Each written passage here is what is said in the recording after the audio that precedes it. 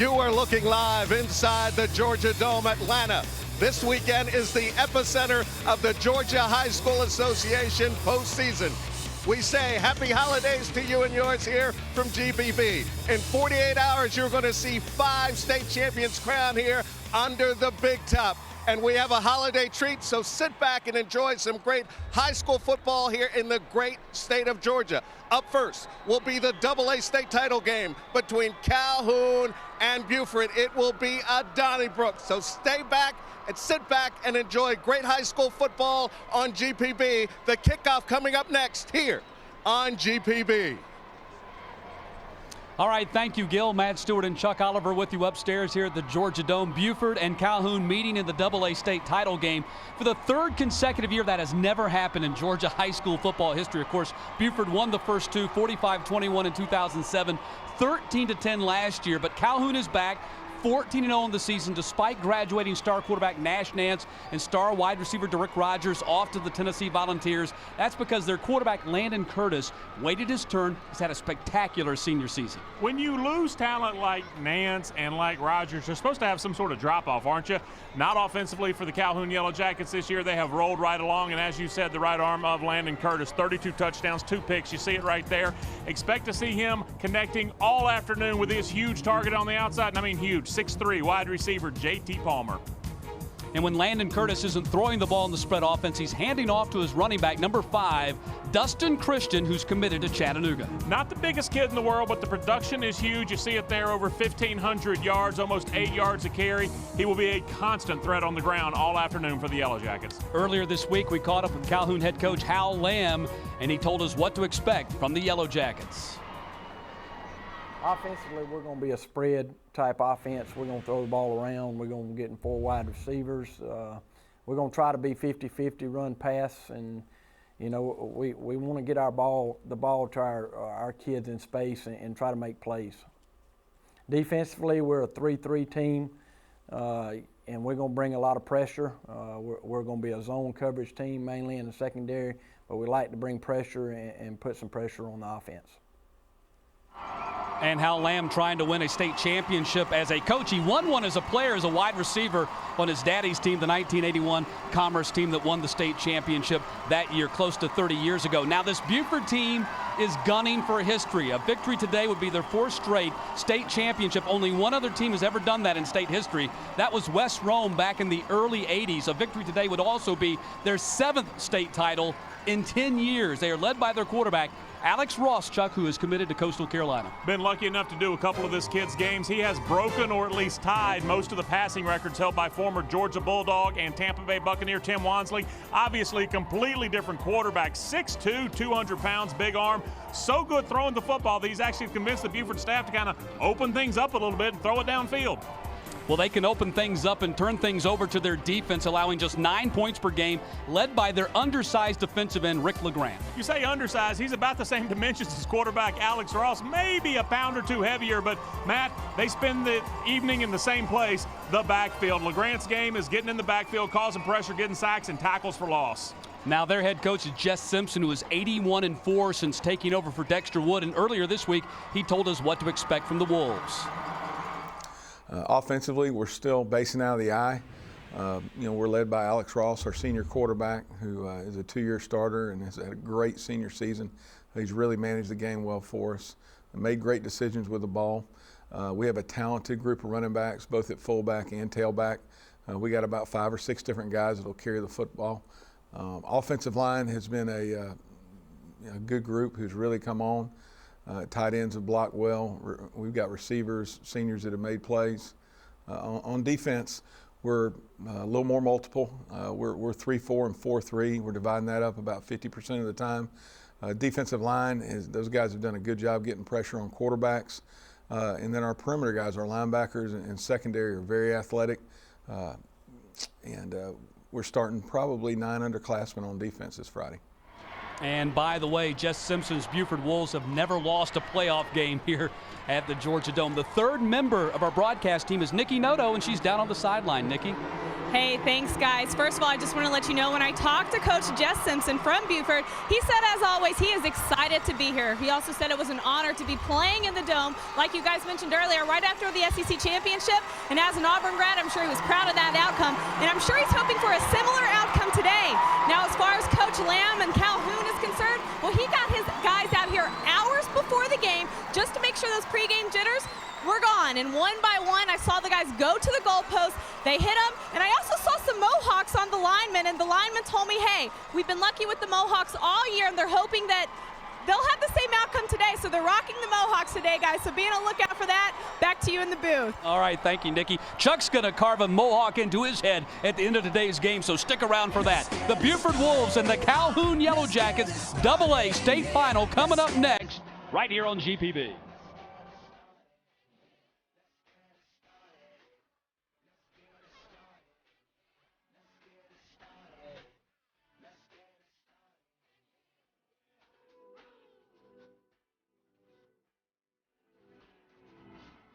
The 2010 Georgia High School Association State Football Championships, made possible in part by Regions Bank.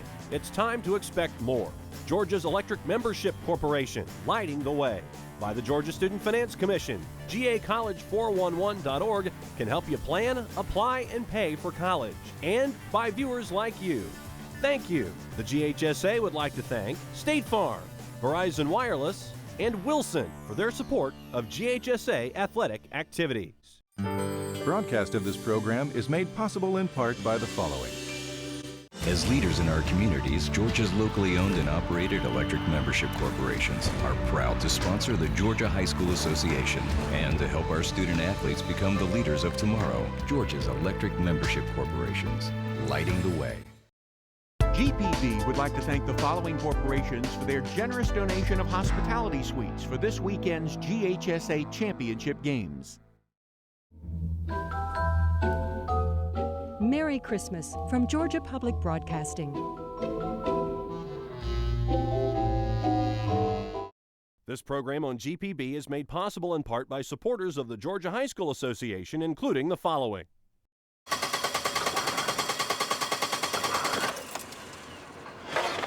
There for you and life's daily miracles.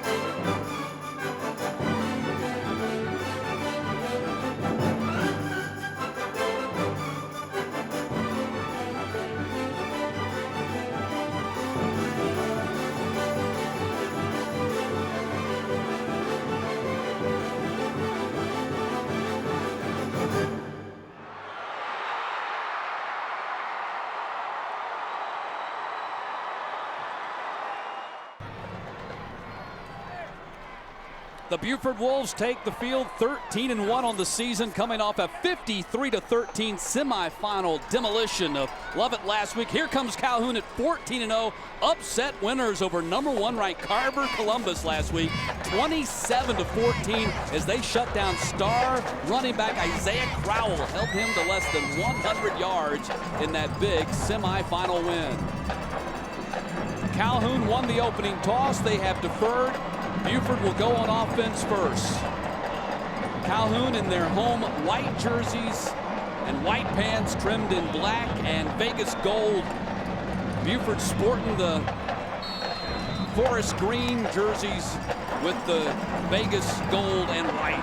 Matt Stewart, Chuck Oliver, Nikki Noto, thanks for joining us for the Georgia High School Association AA State Championship game at the Georgia Dome, the first of 5 contests over the next 48 hours to decide football supremacy in the state of Georgia. The opening kick will sail into the end zone, and so the Buford Wolves will start on offense at their 20-yard line.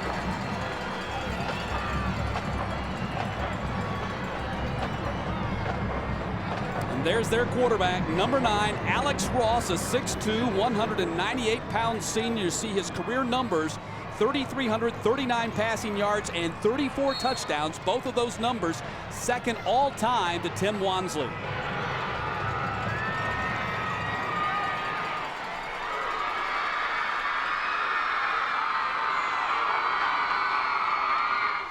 First handoff of the game goes to the fullback, Andre Johnson. He gets just a couple of yards on the play. Here's a look at the starting lineup for Buford on offense. Vidal Alexander, he is huge and a big-time college prospect. Mac Burge, Sweat, and Cardiello, who's just a sophomore on that offensive line. Swope, the running back, questionable today with turf toe. Sion Jones, the tailback. English Head are the wide receivers, and Freitag is the tight end. He's another big-time prospect and just a junior. Second down and 7.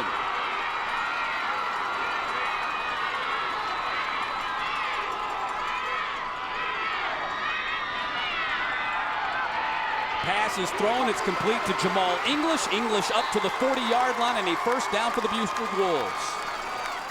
17-yard pickup on the first pass of the day. Just pitch and catch, roll out near side, open receiver. When English breaks off the route, Matt, he had about 5-yard separation on the defensive back. Outstanding throw there by Alex Ross. Saw that tight spiral.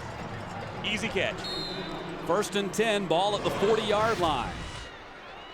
Jamal English with his 12th catch of the year. Sorry about that. A senior, 5'7", 145 pounds. It's first and 10 from the 40-yard line.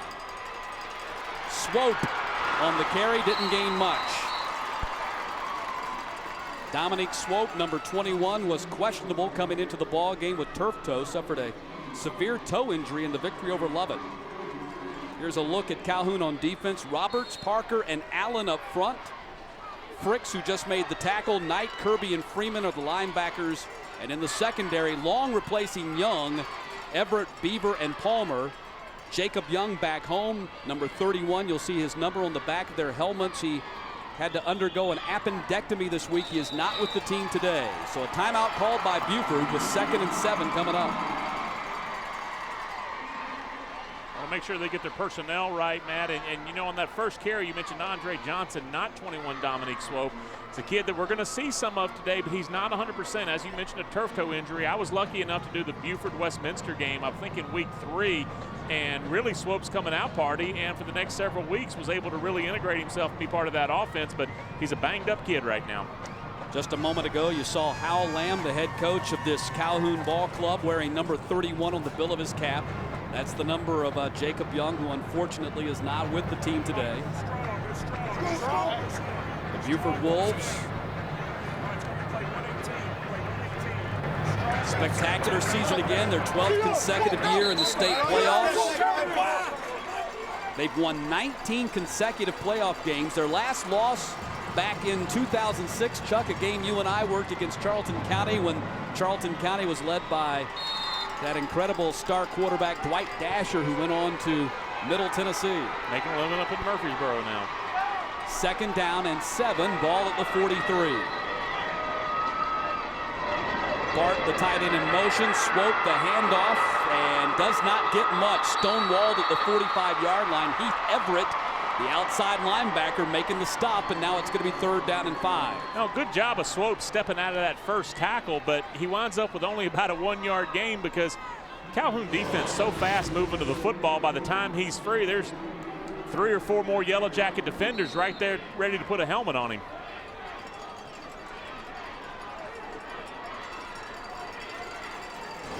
So 3rd down and 5 coming up.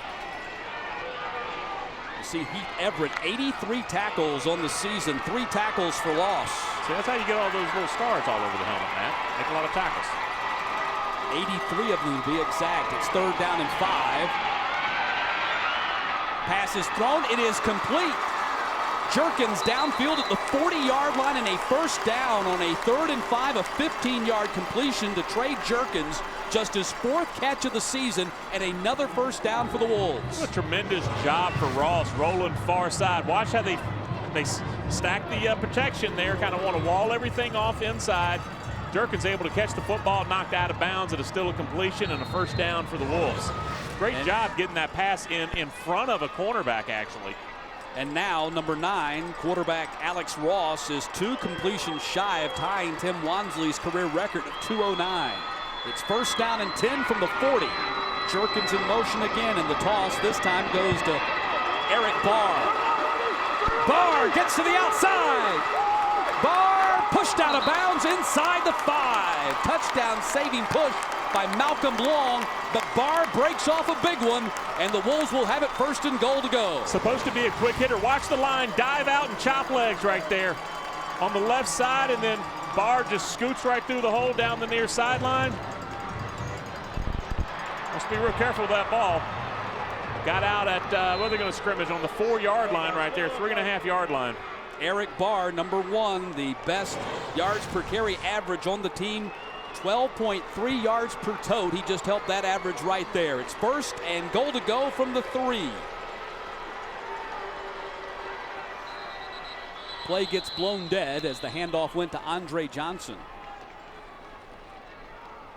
Great mix of run pass on this first possession, Matt. And we've seen that. You and I have done so many Buford games that they have a pretty diverse offense, but it always is based off of play action and rollouts and things like that when they want to throw it. Before the snap, false start by the offense, 5 yards, remains 1st down.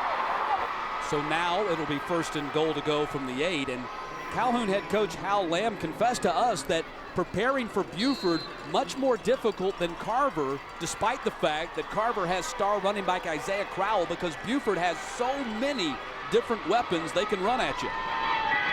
Andre Johnson, the fullback, hopped in the hole, picked up 3 yards down to the 5. Trent Fricks and Alex Kirby in on the tackle for Calhoun. Whatever it is Coach Jess Simpson did this entire day from the moment he got out of bed, he kind of needs to save this itinerary, Matt, because, you know, sometimes you worry about in championship games whether you're going to be flat, can you get off to a fast start.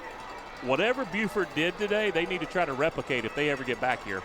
Well, they actually went to 2nd, 3rd, and 4th period classes. Can you imagine that, going to class on the day you're playing for the state championship? How do you focus? School let out early so the kids could be here for this state championship game. It's 2nd down and goal. Toss goes to Sion Jones. Touchdown. 4-yard touchdown run for Sion Jones. It's his 13th rushing touchdown of the season, and Buford has the early 6-0 lead. Give a lot of credit to that Buford offensive line, Matt. The ball was snapped, and the line of scrimmage was moving downfield, yard and a half, it seemed, every single play. Again, did a good job of mixing up the play call and saw a couple of passes that Ross was able to complete.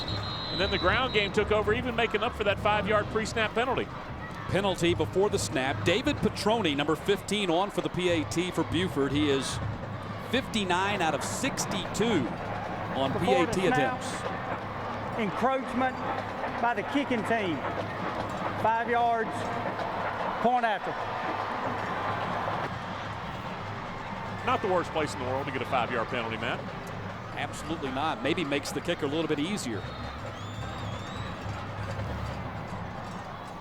Petroni, a sophomore who took over the kicking duties for the Buford Wolves last year as a freshman, has added punting to his resume this year, and the PAT is good. So 3 minutes and 11 seconds into this ball game, the Buford Wolves have taken a 7-0 lead on the strength of a 80-yard drive capped by this 4-yard touchdown run by Sion Jones.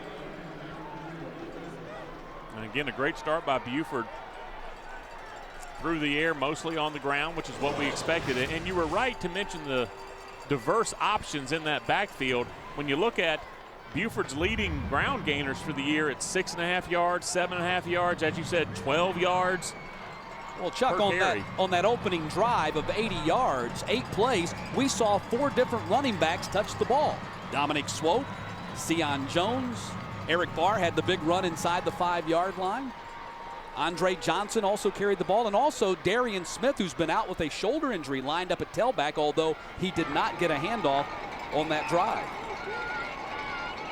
Interesting that, you know, I mention it every week, Matt, the first coaching decision of the game is always, if you win the toss, what do you do? Calhoun electing to go on defense. Obviously didn't turn out the way they wanted there, but they still have a huge advantage by doing that extra possession in the second half. Petroni with the kickoff. This will be returnable. Dustin Christian will take it at the 5-yard line. And Christian tripped up at the 26.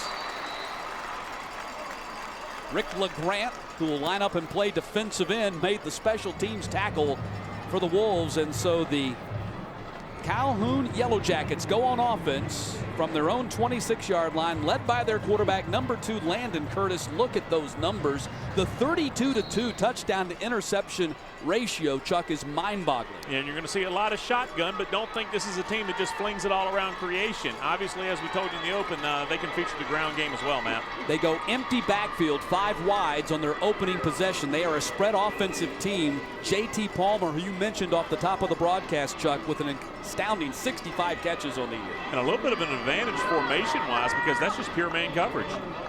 First pass goes to J.T. Palmer and got batted down by the quarterback. What a super play by C.J. Moore. Nearly jumped the route and almost had a pick six. Yeah, got inside the block of Chase Ryerson, number 21. And that's just a tremendous job there, one-on-one, defeating the block and knocking away the pass. Here's the starting lineup for the Yellow Jackets on the line. Cooper Carmichael's the only returning starter from a year ago. King, Valadares, and King, Tyler and Jacob, of course. The running back, Christian. The wide receivers, Lamb, who is the son of the head coach, Ryerson, Palmer, and Johnson. 2nd down and 10. Handoff, Dustin Christian. Big hole, Dustin Christian. To the outside he goes. Across midfield and out of bounds at the 45. Touchdown saving tackle by the linebacker, Andre Johnson. And that's what he does, Matt. It may not be top line speed, but how about acceleration? That's important too. And watch this, Christian right through the line, covering up the football the way you're supposed to, breaks to the outside and has a huge gain. Dustin Christian with close to 1,600 yards now on the season, a 7.7 yards per carry average. Gets the rock again. Ball is out. It is scooped. It's going to go back the other way. Ryan Dillard. Touchdown, Buford.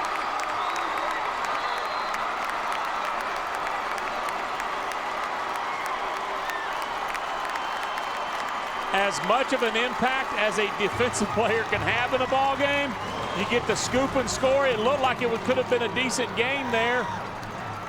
Either a hand or maybe a helmet right there on the football. It pops right out. Normally a very safe ball carrier there with Christian. Ball pops out into the end zone. Touchdown, Buford Wolves. Just as Calhoun was starting to gain some momentum on offense, a disastrous turnover. PAT by Petroni is good. And just 29 seconds after they capped an 80-yard drive, Ryan Dillard, the junior quarterback, scoops and takes a fumble back 59 yards for a touchdown. And it's the impact play, Matt. You just talk about the percentages of being plus. I think he hits the back of his own lineman, Christian does. Talk about being plus in turnovers and what an advantage that is to winning a game. You look at the percentages of teams that score a defensive touchdown, and it's off the charts. Buford, Matt, we're barely, 3.5 minutes into this ball game? And it's already got a turnover and a touchdown off of it. Well, this is like a nightmare for Hal Lamb because a year ago it was turnovers that killed their chances. In fact, Jess Simpson admits that a year ago Buford perhaps did not have the best team, but beat Calhoun because the Yellow Jackets killed themselves with turnovers, and here they have done it again in the opening 4 minutes of this ball game. Yeah, and I would say that Coach Lamb, he needs to do the opposite of Jess Simpson. Wherever they ate last night, slept last night, whatever they had as the pregame meal, just tear that sheet of paper up and revamp all of it. So Petroni ready to kick off again as Buford has taken a stunning 14-0 lead. An impressive 80-yard drive to open and then a big defensive play. They're going to pooch kick this. Fair catch is called for and made at the 39-yard line by Clay Johnson.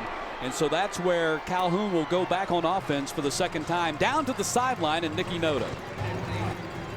Hey, just wanted to let you know that when I was talking to Coach Lamb, he said that this game is going to come down to minimizing mistakes and maximizing when they have the ball. He said that it was 5 or 6 turnovers that were big for them last year, and as you can see with what just happened, they have to minimize those mistakes. Back to you in the booth. Absolutely, you can see that's a great case example right there. Turnovers turn into points, and it does immediately on that one play. Curtis hit as he threw, overthrows J.T. Palmer, and that was Rick LeGrant. We told you about him off the top, and number 6 making his presence felt as he beat the offensive lineman and put a lot of pressure on Curtis. Yeah, right inside the offensive tackle there into the backfield and just explosive off the ball, and we knew that from number 6. And there's that starting lineup: LeGrant, Clark, Mack, and Freitag. On the line, Lee, Johnson, and Green are the linebackers. And in the secondary, Dillard, who's already got a touchdown, Head, Barr, and Moore. And that secondary, those 3 juniors that are going to be major college prospects next season. 2nd down and 10. Curtis, they pick up the blitz, they throw downfield, it's broken up, trying to get the ball to Clay Johnson. Eric Barr broke it up, and now it's going to be 3rd down. Good job from the Yellow Jackets offensive line, giving their quarterback, Curtis, time to bounce in the pocket and kind of check downfield and go through his receivers, able to deliver the football on target, but quality defense there by number 1, Eric Barr. So 3rd down and 10 coming up for the Calhoun Yellow Jackets. Coach Lamb wants to get in that Wayback Machine to about 4 minutes ago, man. Absolutely. Doesn't want to go way back, just 4 minutes ago. That's all. Start of the game. They want to do over a mulligan for the way this thing has started. That's Ryerson, I should say, in motion behind the line. The play got blown dead. It actually came from the official on the other side of the field from the motion. So we'll see what the white hat tells us. Prior to the snap, false start by the offense. 5-yard penalty, 3rd down. Yeah, I think the motion man was fine, Matt. It may have been an offensive lineman there. So 3rd and 15 coming up for Calhoun. 5th undefeated regular season in the last 9 years. 14-0 for the 2nd time in school history. The other time they were 14-0, they lost to Charlton County in the 2005 state championship game. 3rd and 15. Time to throw for Curtis. Dumps it off for J.T. Palmer. Got a lot of men to beat. Just does barely get back to the original line of scrimmage, if that. Andre Johnson making the tackle for Buford, and it'll be a punting situation for the Yellow Jackets. Tough proposition on what, Matt? 3rd and about 15. Yeah. That, you know, you're completing the pass behind the line of scrimmage, so now you got even further to go. But, I mean, Buford's defense was so dialed into anything that would have converted there that, you know, Calhoun's just trying to make something positive happen. And you know what? You gain a few yards there, you set yourself up for a punt, now you try to get a stop on defense. Adam Griffith on to punt for Calhoun, a junior who's actually, that was Landon Curtis punting instead of Griffith. And English makes the catch and is dropped immediately. Great open field tackle by Fricks. And Buford will go on offense for the 2nd time at their own 29-yard line. You're watching the Georgia High School Association AA Final on GPB.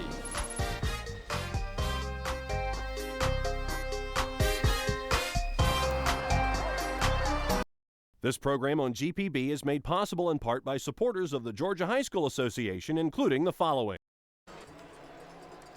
Back at the Georgia Dome, the Georgia High School Association AA Final. Buford out to an early 14-0 lead on Calhoun here in the first quarter. Join in on the GPB Sports Central chat during the game at gpb.org/football and hit the Game of the Week tab. Brookwood High's legendary coach Dave Hunter and GPB's Friday Nights in Georgia host Bob Houghton will be on the chat to answer your questions. Join hundreds of other high school football fans to chat about your favorite high school in these state championships. That's gpb.org/football. You get a chance to talk to Dave Hunter about football, you do that. That's a great opportunity, man. Could learn something, couldn't you? Won a state championship with the Brookwood Broncos. Also coached at Peachtree High School in DeKalb County. It's 1st and 10. Ball at the 29-yard line for Buford. They're already leading by 2 touchdowns, and they're on offense for just the 2nd time.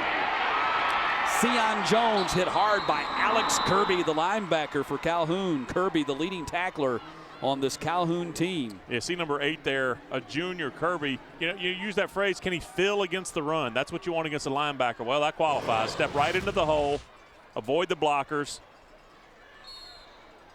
Just able to get there before the guard can get to him. Great job there by number 8, Kirby. Hal Lamb says that young man, big-time hitter, must be with 161 tackles on the season. It's 2nd down and 7. Ball at the 32.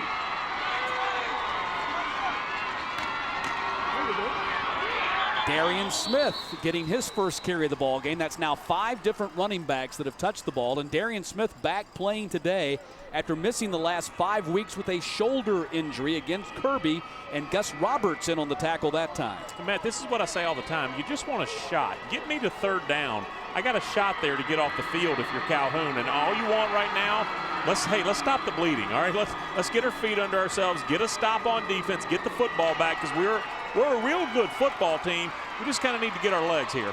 It is 3rd down and 4, ball at the 35. Ross, first down catch. Great job of sticking the feet down in the ground and getting the ball inbounds. Jamal English, 2nd catch of the day, and another 3rd down conversion with a pass attempt. And just a great job there of aligning the protection to seal everything inside. Keep Ross free from any defensive pressure. He's able to look downfield. That was essentially a 1-receiver route. They were just looking to get the first down there. That was perfect by Buford. And this goes back to what I was saying a few moments ago. All due respect to Carver Columbus, but you could key on Isaiah Crowell. With Buford, the Calhoun defense, who are you going to key on? Because the ball's going to so many different people. That was Eric Barr again on the carry. Hunter Knight, the 2nd leading tackler, number 6 on this Calhoun team, made the stop that time. And it's like Jess Simpson found a playbook that time forgot, because they actually feature the fullback some, Matt. And so that really changes your keys as a linebacker. Say, hey, I'm going to read that fullback, and then I'm going to look for the tail who's going to have the football. That's not the case with the Wolves. Contrasting styles. Buford runs that power eye offense. Got to have a big-time quarterback and a strong tailback to do that, and a good offensive line. It's 2nd down now. Swope gets another carry, and Swope scrambles down to the 46-yard line. Heath Everett in on the stop again. Good job. Good job right there. I think it was Devontae Mack, number 58, little fold block right there in the middle of the offensive line. And if you're able to execute that, you can really spring your back. That looks like a pretty simple play, Matt, just right there between that A-gap on the weak side. Swope kind of bounces it outside. One more gap. Matt, that's 7-yard gain. It's 3rd down and 3 right here, and this is a critical 3rd down situation. Calhoun needs to get that Buford offense off the field. They can't allow them to score again. They might find themselves in a hole too deep to dig out of after 1 quarter. Eric Barr, nice tackle by Fricks. May have stopped him shy of the sticks at the 45-yard line. And a good job of closing there by Fricks. Matt, you and I have done enough games. You've heard me say this before. As a tailback, what's your rule? You follow the fullback until he makes contact, and then you go opposite. Well, Fricks kind of cuts in behind the fullback and is able to make that play to set up a 4th and short for the Wolves on offense. Great play there by Fricks. 4th down, less than a yard to go. Buford 13 out of 21 on 4th down conversions this season. That's a first down jump right there. A big 4th and less than 1, and the conversion for the first down. Somewhere around Vince Lombardi's grave, the dirt is kind of shaking around, because he just loved that play, Matt. You just load it up there. You make it not about football. You make that about math. I have more guys here to throw blocks than you have to stop me. So 1st and 10 for Buford, who did their math. And a fresh set of downs at the 44-yard line.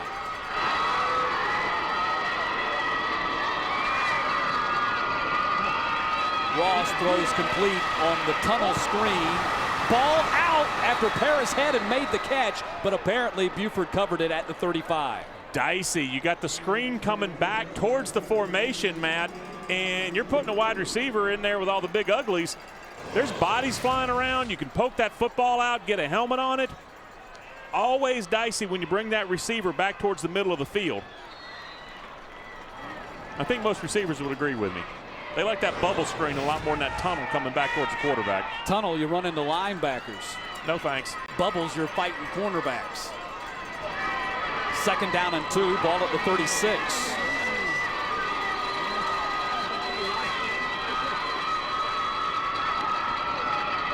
Barr again, Trent Fricks making that tackle for Calhoun, and Barr is close to a first down. If the name Fricks sounds familiar, he is a long line of Fricks who start at Calhoun High School and have gone on to the University of Georgia. His brother Trent is the deep snapper for the Bulldogs. His father, Dr. Mitch Fricks, was the deep snapper for the Bulldogs back in the 80s, snapped the ball for Kevin Butler to kick, and now Trent Fricks, his son, snaps the ball for Drew Butler to hold and also to punt. And Ty, hoping to follow in their footsteps, not only plays linebacker for the Yellow Jackets, but also the deep snapper for this Calhoun team as well. And Eric Barr, not the biggest kid in the world, at only 165 pounds, but able to hit that contact and still get the first down. Play blown dead. And as you've been watching this game at home on television, you see Buford with a great amount of shifts and movement in their offense, and that's one of the reasons Hal Lamb says before the snap, neutral zone, by the offense, 5 yards, remains first down. Here's a look at your officials. Thomas Graham is your referee. You just heard him announce the call. So 1st and 15 coming back. But Hal Lamb said they're the most difficult team that they ever have to prepare for because of their different shifts and formations. Oh, man, I hated coaching defense against offenses like that. Offenses should have 3 formations and the forward pass is outlawed. That would be the changes I would make in football. 3 formations, you can't throw it. Ross is 4-4, 51 yards passing so far in this ball game. They toss instead to Eric Barr. And Barr down to the 34-yard line. We've seen a pretty good dose of Eric Barr so far in this ball game, and Barr averages less than 2 carries per ball game. Yeah, he only had, 27, 28 carries coming into today, and he's already been featured a little bit. And that was a very good run, about 4.5 yards, but cut it back inside the pursuit there and was able to get almost back to the original line of scrimmage. Yeah, Barr already has 3 carries for a team-leading 43 yards. Of course, 37 of them came on 1 run to set up their first touchdown. 2nd down and 11. Ross to the air again. Again, another completion. This one to Paris Head again. And Ross is a sparkling 5 for 5 to start this contest. And Calhoun's defense has had a couple of shots tonight. You see another tight spiral similar to the first pass that Alex Ross had tonight. Just a little out pattern right there to move the ball downfield a few yards. But Calhoun's had some shots on this possession, Matt. They had a 3rd down. They had a 4th down. And so, again, all you want is a chance to get that stop. And the Yellow Jackets have had it. You got to credit the Buford Wolves for continuing to move the chains. You can see why Jess Simpson says that Ross has a little bit of that gunslinger mentality. Stopped at the line of scrimmage, swope, no running room. Caden Parker, who suffered a horrific ankle injury against Buford back in 2007 as a sophomore and still really has not come all the way back, made a big tackle right there. And now it's going to be 4th down, and we see if the Wolves go for it again. Well, some parts of the field you have 3 options: punt, kick a field goal, or go for it. On the 25-yard line, you got 2 options. You either try a really long field goal, which I don't think we're going to see, or you put some beef in there, go, 4 or 5 tight ends, yep, and just kind of try to mash it downfield. Well, they're going 3 tight ends. And they're loading up far side now. Clark, number 90, and Freitag, number 41, are the tight ends lined up on the left side of the offensive line. We'll see if they run that way. A timeout called by Buford before the flag was dropped. Well, the back Prior judge. to the snap, delay by the offense. Wow. 5 yards, 4th down. Back judge dropped the flag. One official signaled the timeout had been given. I didn't hear nothing all out. And you can hear the officials talking about it right now down on the field, and now they're going to confer to see whether the timeout was called in time. One official, again, ruled that it had been. The other did not. Most important thing to get it right, and you see the white hat gathering a couple of his charges there to sort through X, Y, and Z. And it looks like he's explaining some bad news to Jess Simpson there, doesn't it? Yeah, he just told Jess Simpson that the flag came before you called the timeout. So this radically changes the situation. Instead of a 4th down in less than 2 or a short 2, you're looking at a 4th and 7. Well, man, I don't see him moving the football back. Well, they haven't. And it looks like every resident of Gordon County is in the stands on the visitor's sideline over there, and they're none too pleased about this development. It's a great day to turn left in Calhoun, I got to imagine. Because, I mean, literally everybody's here. Here, all right, now they're bringing the football back. They did move it back 5 yards, and so they are now going for it on 4th down and 7 instead of 4th down and 2. Need to get to about the 23 for the first down. Already have converted 1 4th down situation here in this first quarter. And now a timeout called by Calhoun. Timeout. Calhoun, their first timeout. Funny thing is, that 5-yard penalty kind of eliminates one of those options. You weren't going to punt at all. You're on the 30-yard line. You're also not going to attempt a 47-yard field goal, so you're just going to go for it. You just have to change the play you were going to call. Be sure to stay tuned to GPB Between Games for live on the Georgia Dome field action and commentary on the games, as well as a chance to make a pledge to Georgia Public Broadcasting and win Falcons, Hawks, and Thrashers tickets. So it's funny that the 5-yard penalty actually kind of makes the choice easier. When you're on the 25-yard line, you're thinking, you know what, we may stretch this. We talked to Coach Simpson the other day, and you asked him, what's the max range you feel comfortable with your field goals? We were talking, what, 42 yards? Wasn't that what he said? Well, 42 is as long as he said perhaps at the end of a half or end of a game, I would try a 48-yarder with David Petrone. So you're thinking about the 42-yarder when the ball's on the 25. When you back it up to the 30, you kick the punt and the field goal go out the window. You know you're going for it here. But I would say this. Remember Georgia high school football rules. If a kick gets into the end zone, it's coming out to the 20. It's not like you give the ball up at the point of the line of scrimmage or even the kick. Yep. Ross scrambling, eludes the rush. He's in trouble. And he's going to go down at the 31-yard line. Great pursuit by the Calhoun defense. Alex Kirby was the one who finally dropped him. They got great inside push, and the ball goes over on down. Since the forward pass was legalized, this has been true. You get your pass defense from your pass rush, and Calhoun, when they had to have a stop, what they do, Matt, they flooded the backfield, got pressure on Ross. He's able to sidestep the first couple of Yellow Jackets, wound up getting, well, that's going to be a sack, isn't it, for -1 yard there. So congratulations, Calhoun's defense gets off the field, no more points. And I think you got to give a couple of gold stars to number 6, Hunter Knight. He was the guy with the inside push, forced him out of the pocket, and then Hunter Knight got up off his knees and came back and tripped him up before Alex Kirby fell on top of him. Christian, the carry, picks up just a couple of yards on the play. Ryan Dillard, the cornerback, made the tackle. That might have been the final play of this first quarter.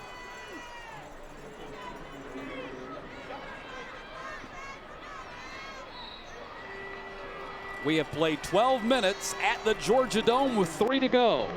The Buford Wolves a 14-0 lead on the Calhoun Yellow Jackets as Buford guns for history today in a 4th straight state title. Back with the second quarter on GPB after this timeout.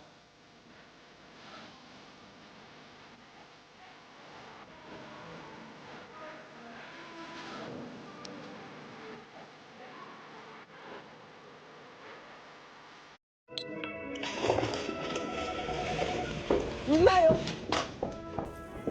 Delivery. Go along. Time. All right. New record.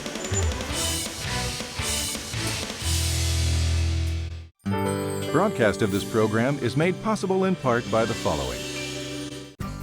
As a strong, stable bank, we're always looking for opportunities to boost the vitality of our communities by supporting local events and finding financial solutions for our customers in all economic times. Regions is proud to be a partner with Georgia Public Broadcasting in building a better Georgia.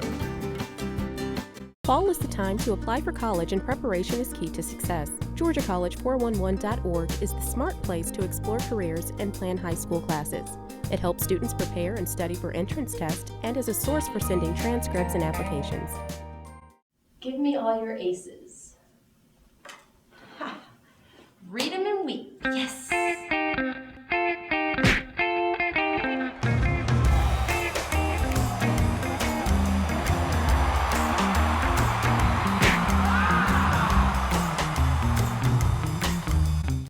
This program on GPB is made possible in part by supporters of the Georgia High School Association, including the following.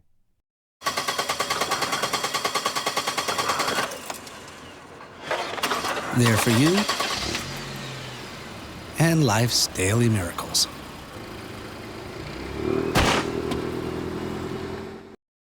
When the music's over. Meet the legendary band that broke all the rules in a film about the Doors. Only on American Masters.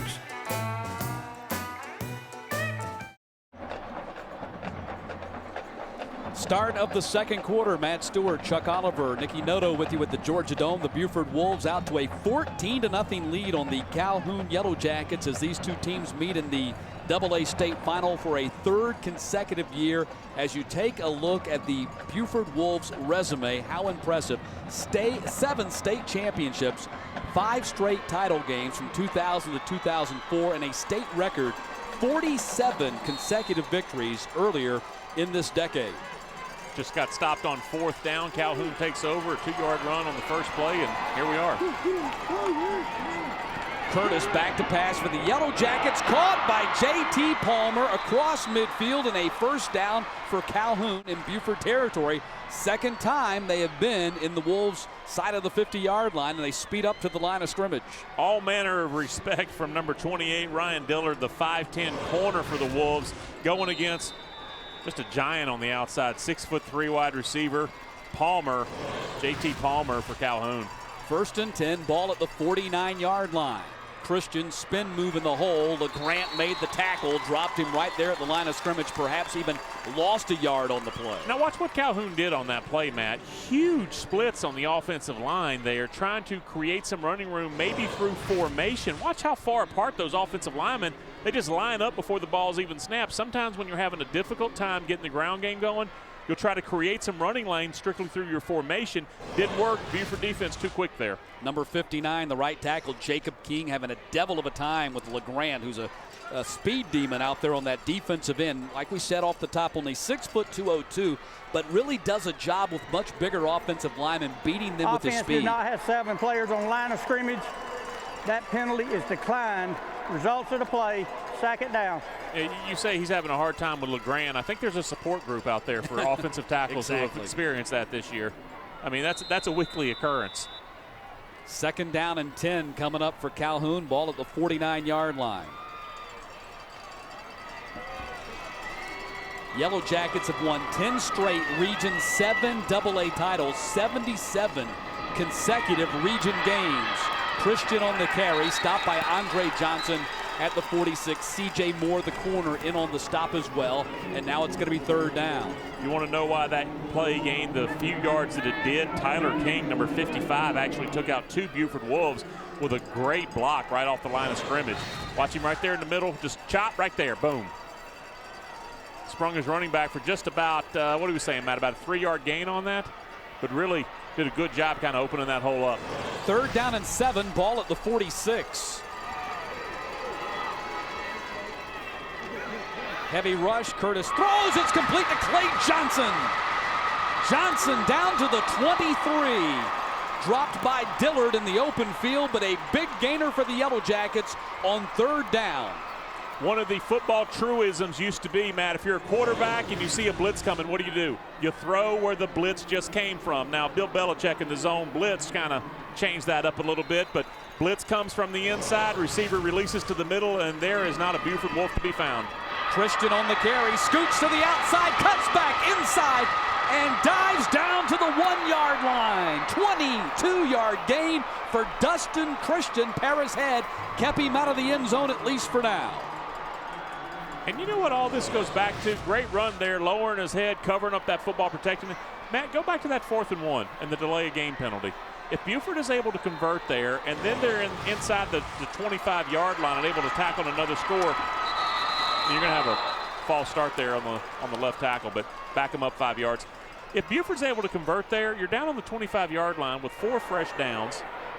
Before the snap, false start by the offense. 5 yards, remains 1st down.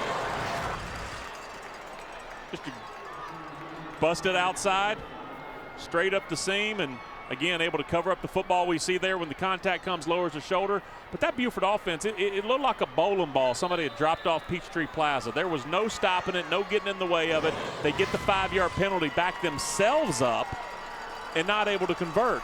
So that kind of opens the door for Calhoun. Congratulations to the Yellow Jackets. Got a chance here to take advantage of that. Christian, 5 carries, 60 yards. Head coach Hal Lamb says that some of the major college programs in the Southeast really missing the boat on this kid. They got 12 players in the defensive huddle as well. That's going to cost them half the distance. Before the snap, substitution infraction by the defense. That penalty is half the distance to the goal. Remains 1st down. Most people think you can only do that on offense, Matt. It's not true. Rule applies for the defense as well. And the point that you were making as a timeout has been called here is that now Buford, 2 critical penalties, one right here, sets up Calhoun even better inside the 5-yard line with a 1st and goal to go. And, of course, the bigger one was on the call that happened with the 4th and short coming up. And it just shows you that in football, I mean, you can score 7 points on one possession. It can change so quickly, Matt. And that one penalty for the delay of game, it could change really the whole complexion of this ball game, because you're talking about maybe 21-0 versus a possible 14-7 right here if Calhoun's able to get in the end zone.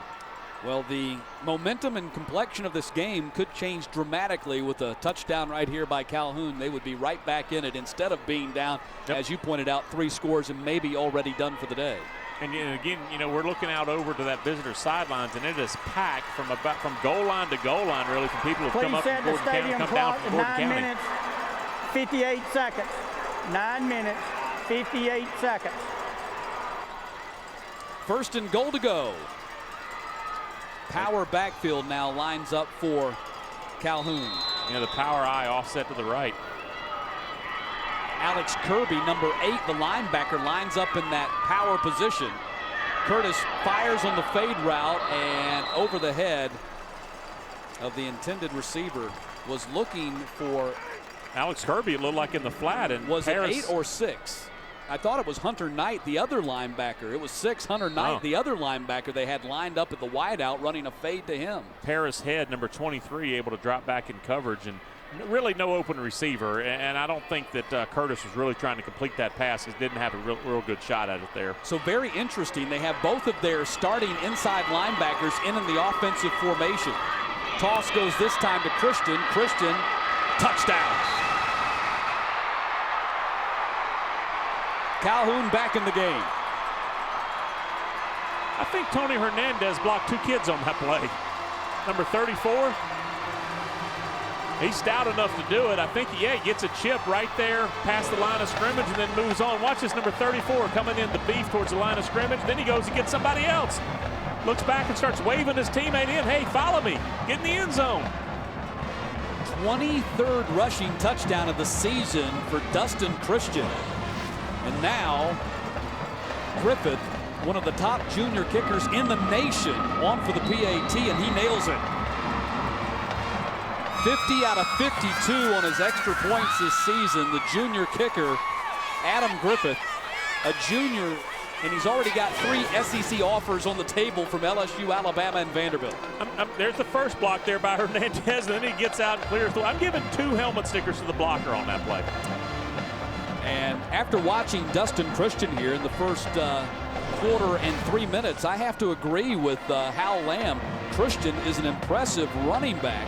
The only thing holding him back really is his lack of great size. He caps an 8-play, 69-yard drive, took 2.5 minutes, and came after Buford turned the ball over on downs. A 3-yard touchdown run for Dustin Christian. And you mentioned his size. He's only 5'9". That's what he's listed at. I hadn't gotten out the tape measure. I'll take the Calhoun coaches at their word. But, you know, you wonder if backs like the success maybe Michael Dyer, a kid like that, has at Auburn, who's also only 5'9", but powerfully built. Maybe that kind of gets a crowbar and cracks open the mind a little bit of some of the coaches at these bigger schools. Well, Dustin is committed to Chattanooga. He did also have offers from East Carolina, Georgia Southern, Southern Miss, and Western Carolina.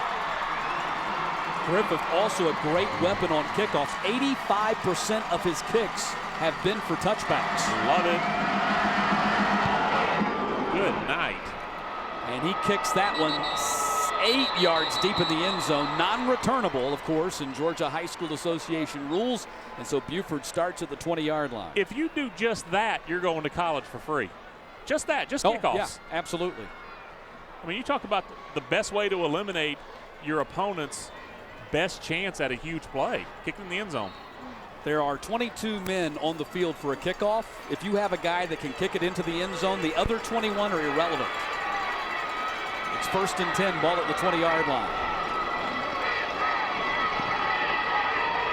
Caught by Paris Head, ducked under a tackle, picked up about 8 on the play. Hunter Knight making the tackle out there on the edge. Ducked under 2. Went from a pretty painful-looking 3-yard gain to a sort of non-violent 8-yard gain. See, that's self-preservation right there, man. Third catch of the game for Paris Head. Head, the leading receiver on this Buford ball club, came in with 23 catches for 433 yards, 2 touchdowns, and a gaudy 18.7 yards per catch. And like so many other difference makers on this roster, only a junior. Andre Johnson lined up. Actually, that was Darian Smith, number 26, picked up the first down. Number 26, Darian Smith. And how big is it for Darian Smith? A junior tailback, shoulder injury before the playoffs started, to come back and play. Well, Buford had a host of injured players and all back contributing to some degree today. Well, Swope was hurt, and we've seen him play today. Yep. And Smith was hurt. Illegal motion by the offense. 5-yard penalty. Replay, second down. That's usually going to be somebody leaning into the line of scrimmage before the ball was snapped. That wipes out the run by Darian Smith. The other injured player hoping to get on the field today was number 33, Nathan Staub, who's a fullback and linebacker for the Buford Ball Club, trying to come back from a sprained MCL injury in his knee. I saw him on the sideline a few moments ago. I've not seen him on the field yet.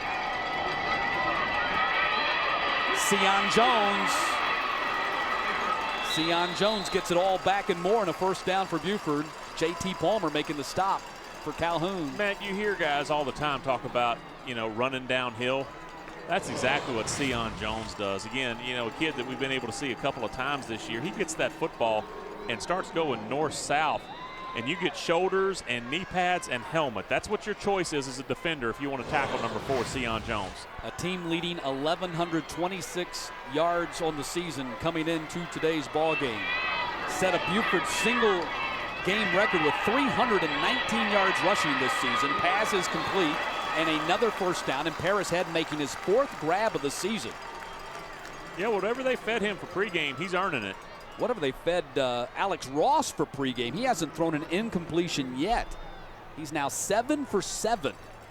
Mentioned Paris Head, one of those juniors, and this is the frightening proposition for the rest of Class AA, Matt. This isn't even supposed to be the year for Buford. There's his perfect numbers. Man, if that was that was a deck of cards, man, he's got a 4 of a kind, man. He's a big money winner, isn't he? 7s across the board. Eric Barr on the carry, not much doing for Barr on that run.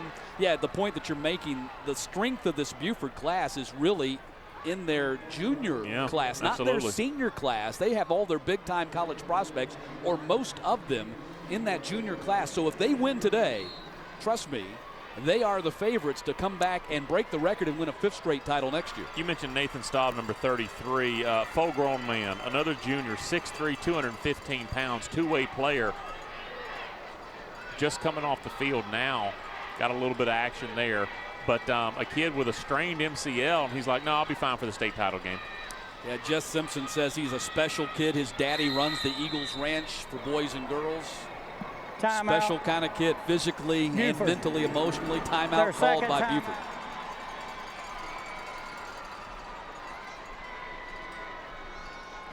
Be sure to stay tuned to GPB between games for live on the Georgia Dome field action and commentary on the games, as well as a chance to make a pledge to Georgia Public Broadcasting and win Falcons, Hawks, and Thrashers tickets. That's coming up between the games, and we've got another one coming up.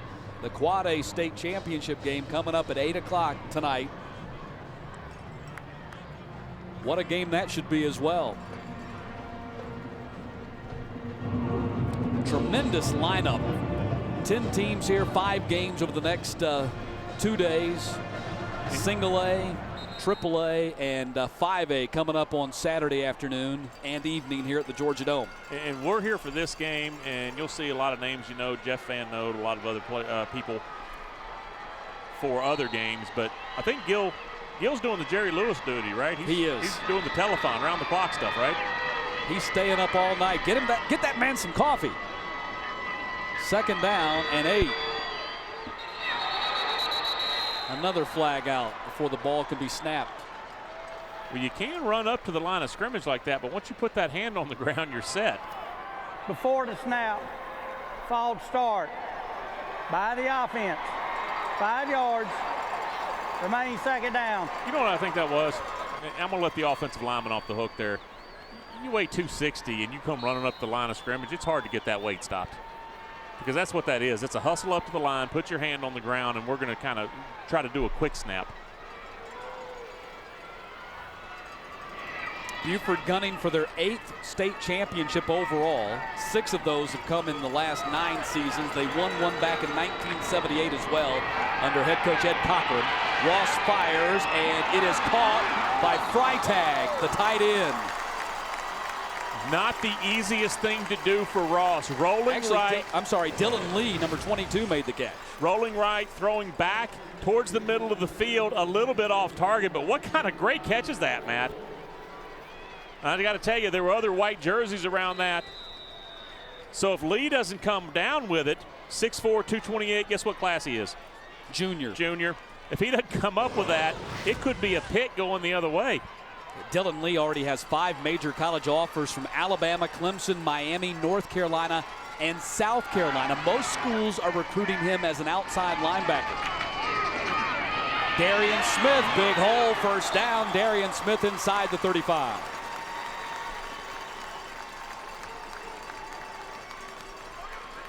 You know, this isn't where you really use a timeout, I don't think, if you're Calhoun on defense, but you kind of want to catch your breath here because the last few plays for Buford, they're just ripping off yardage downfield.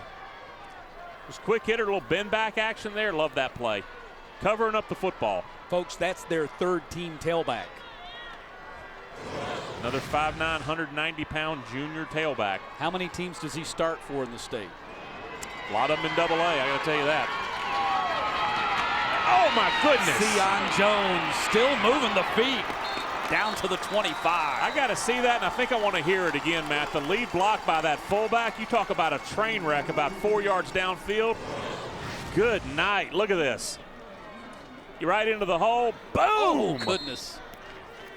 All right, Buford doesn't give out helmet stickers, but I'm going to give him one. What do we have, like a microphone we can throw on the back of the kid's helmet? Or Gabe Freeman, number 51, got his dentures rattled on that block.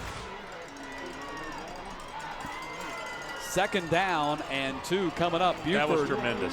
Buford putting together a really strong drive to answer that touchdown by Calhoun. Just running the ball down their throat right now. Eric Barr on the carry. Another first down for the Wolves. Alex Kirby making the stop for Calhoun. Matt, he did it again. Is that 32, Tony Bradford? No, Andre Johnson. I'm sorry, Andre Johnson. Andre Johnson, number 32, who is playing fullback. Jess Simpson says he's athletic enough to be a tailback. Of course he is. And he is lined up in the tailback position at least once in this ballgame. And we're not kidding, he's also a junior. They're all juniors, pretty much. 1st and 10, ball at the 21. Sion Jones down to the 15, picked up 6. Hunter Knight and Alex Kirby getting a lot of tackles for Calhoun. That's not necessarily a good thing. No, because they're a little further away from the football than you want. Nathan Staub back in the ball game. There he is, number 33. Coming out to get a little bit of a breather. Help kind of kick out that defense that was rushing upfield. This is exactly what we talked about, Matt. Timeout. Calhoun. Exactly what we just talked about a few plays ago, that obviously Coach Lamb, this is not the way he had it drawn up. Timeout on the field, 4:55 to play in this opening half. Buford driving to another touchdown and leading 14-7 on GPB.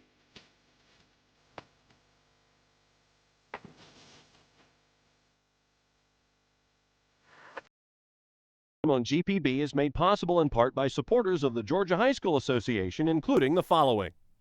National studies show that students who participate in activities like music, sports, and drama not only have better grades and attendance, but they develop the character to handle adversity, the grace to accept defeat, and the self-confidence to start over.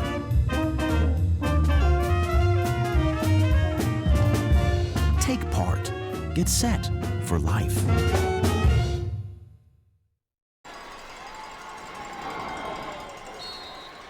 Out of the timeout, Calhoun hopefully was able to catch their breath. Buford really pounding the ball on them right now. It's 2nd down and 5, ball at the 16-yard line. Ross throws another completion. Paris Head, 5th catch of the game for Paris Head. It is a 1st down inside the 10, and Ross is still yet to throw an incompletion. And running man coverage, and do you know how the quarterback can tell that, Matt? Watch the alignment of the cornerback before these plays. If the cornerback is lined up inside the receiver, that means he's trying to force the receiver to the outside and use that sideline. Well, if the receiver and the quarterback both recognize that, they can just make a read right there together and say, hey, if he's giving me the outside, I'm just going to run it there and pick up a few yards. We've seen that play 3 times from the Buford Wolves today. Ross is 9 for 9. This is akin to Phil Simms in the Super Bowl back in the late 80s. What was he, 23 out of 25 in that ball game? Remember that? Ross is 9 for 9 to start this ball game passing the ball. Yep, Super Bowl 21 against Denver. Yep, wore him out. And Buford has it 2nd down and goal and trying to reestablish a 2-touchdown lead. And that's the kind of thing you do get from, an upperclassman and quarterback. What I was talking about, reading that corner. If he's lined up inside the receiver, he knows automatically it's man coverage, and he can make a signal to the receiver and say, hey, break that route off outside. Let's just play pitch and catch. That's like standing in the front yard with your dad throwing a football. Calhoun trying to avoid becoming the 2nd team in Georgia High School Association history to lose 3 straight state championship games. Adairsville actually lost 4 in a row from 1969 to 1972. Buford, their last timeout. So Buford has used their allotment of 3 here with 4:05 to play in the 2nd quarter. That's actually probably a little bit of a break for Calhoun as they've been pushed down the field. Let's check in with Nikki Noto down on the sideline. Hey guys, if you want to join in on the chat, please head to gpb.org/football, and you can join in with other people such as Dave Hunter and Bob Houghton, and you can talk with those guys about what's going on in the game, your favorite teams. That's gpb.org/football. Support these great games and these great kids. Get in on the fun. Up to you guys. Thank you, Nikki. And I know, Chuck, I know you want to, but you're working. I know you would love to talk football with Dave Hunter. I know. You just want to get in on that chat with Coach Hunter. The legendary Coach Dave Hunter. He beat me when I played. He beat me when I coached. Don't feel bad. There were a lot of guys. Oh, it's a club. In that line it's a club. He was at Peachtree High School with Todd Rampley. Yep. When they came down to Central Gwinnett and put a whooping on us. Rampley went on to quarterback the Georgia Tech Yellow Jackets. It's 2nd down and goal. Ball at the 7-yard line. Sion Jones in the backfield. Adams in motion behind the line. Ross, heavy rush. Quarterback sack. Gabe Freeman got him back at the 14-yard line. Freeman, who got jacked up on that block a few plays ago, gets a little redemption right here. Yeah, Gabe saying, hey, let me get in the highlight reel for a good reason. And you know what? That was a really good decision by Alex Ross, because when you're a quarterback and you see big old number 51 Dick Butkus coming at you right there, what's the impulse, Matt? Let's just heave it up in the end zone. You are in such great shape right now. You're down. You're going to scrimmage on the 14-yard line. You're in great shape. Don't give up all the points. Come back on 3rd down, try to make something happen. 4th sack of the season for Freeman, and that was a huge play if they can keep Buford to a field goal here. Sion Jones will not get any farther than the 11-yard line. You know what that was? Let's gain some yards and let's run the clock. Let's get this thing down to what, 3 minutes, maybe 2:45? And let's put it in the middle of the field for our kicker, David Petroni. Absolutely. They've taken off a huge chunk of time on this drive, and the clock's still running as Buford lines up this field goal. But, Chuck, would you not agree if they hold to Buford to even just a field goal here, they've won at least part of the war? Oh, Coach Lamb will take that. After what we were seeing for probably 4 or 5 plays in a row when the Wolves were just tearing off yardage. David Petroni, number 15, is 7 of 9 on his field goals this season, a 42-yarder for his long. This is a 27-yarder right in the middle of the field. You got a good look at it right there. That's perfect. 27-yard field goal for David Petroni. It's his 8th field goal of the season, and Buford's lead's now 17-7. But all things said and done, that's a victory for both teams, kind of a tie. Buford got 3, and Calhoun held them to 3.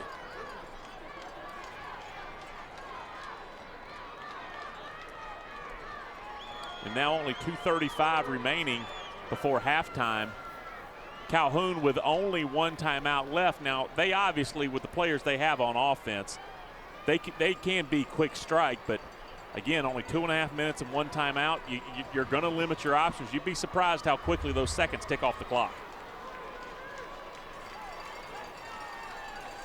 Calhoun, the Yellow Jackets, a revitalization under head coach Hal Lamb. They went 38 years between playoff wins from 1953 to 1991 and had only 4 total in school history prior to Hal Lamb's arrival in 1999. They've won 25 since he's been there. Another short approach on the kick, Matt. Petroni, pooch kick. Clay Johnson, fair catch. He's a wide receiver, so he's got good hands. Makes the catch at the 31-yard line. So that's pretty good field position for Calhoun to work with. And remember, they have Adam Griffith, who's got a 55-yard field goal to his credit this season. They've got him in the back pocket. Earlier this week, we talked to Jess Simpson, and we asked him what's special about this year's Buford Wolves team. You know, I think every year, every team's different. You know, we've had a lot of success the last few years, but certainly every team and their journey and their path and their growth is different. And we have 13 seniors. They've done a great job leading. We got some young guys that I feel like have really learned how to follow and given those older guys a chance to learn how to lead. And we've really come together as a group. You know, offense, defense, and kicking is really those 3 parts of our team have really complemented each other, and I think we got a bunch of unselfish players. They share the ball, they share time on the grass, and we got some great practice players. We got some unbelievable scout team guys that really have made our football team better this year. And Jess Simpson, 81-4 as the head coach since taking over for Dexter Wood. While he was talking, Calhoun picking up first downs 2 in a row as they're up to the 45-yard line. First a catch and then a run by Dustin Christian. And again, you got big old gigantic Palmer, JT Palmer involved on the outside there on that first play. First and 10, ball at the 45, now under 2 minutes to play in the half. Catch across the 50-yard line down to the 48. First catch of the ball game for the son of the head coach. That's Ben Lamb making his 25th catch of the season. Paris Head making the tackle for Buford. Not a huge game, but it was free because you had the trips over there and you're playing such soft coverage. You know what? Let's go ahead and get 6-7 yards if they're just going to give it to us. Second down, now under 90 seconds to play in the half. Remember, Griffith is a great field goal kicker, and it is intercepted at the 30-yard line. That is just the 3rd interception thrown by Curtis this season. Ryan Dillard with the interception for Buford. And why it happened is Lamb is going into his cut much harder and he slips. You see he's falling down there. When you're going forward, you can really jam that foot in the ground and try and make your cut, and sometimes you can lose your footing. But a defensive back, Matt, he's in a back pedal, so he's not going to cut that hard and he's not as likely to lose his footing. It's exactly what happened on the turf down there.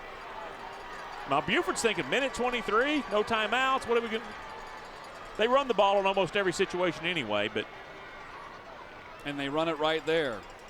Not much doing on that snap as we approach 1 minute and 15 seconds to play in the half. What's an unfortunate break for Calhoun as Lamb slipped trying to make his cut, and the ball ended up in Dillard's hands. Dillard's first pick of the season. He's already got a 59-yard fumble recovery for a touchdown in this ball game. And you wonder always, your first thing when a kid's played outdoors the first 14 weeks, you wonder what cleat does he have, what shoe does he have on.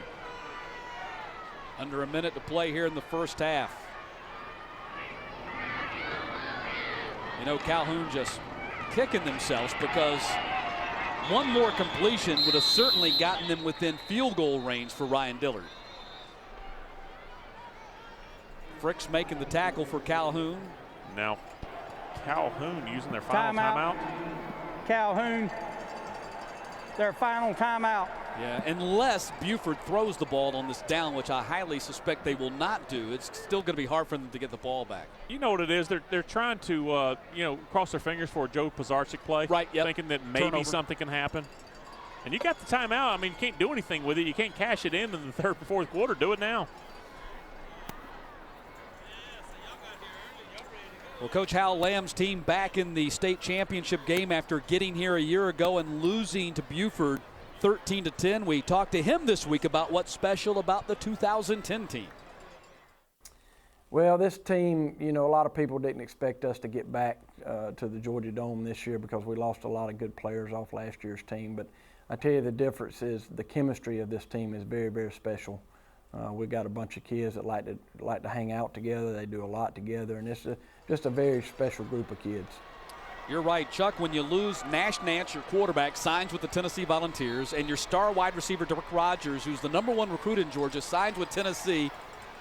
Probably safe to say a lot of people didn't expect him to get back to the state championship game again this year. And you know what? If you're just looking at the score, 17-7, and that looks like it's going to run it out maybe on the first half. When you look at the score there, 17-7, if you're just tuning in, you're thinking, wow, Buford's really in control.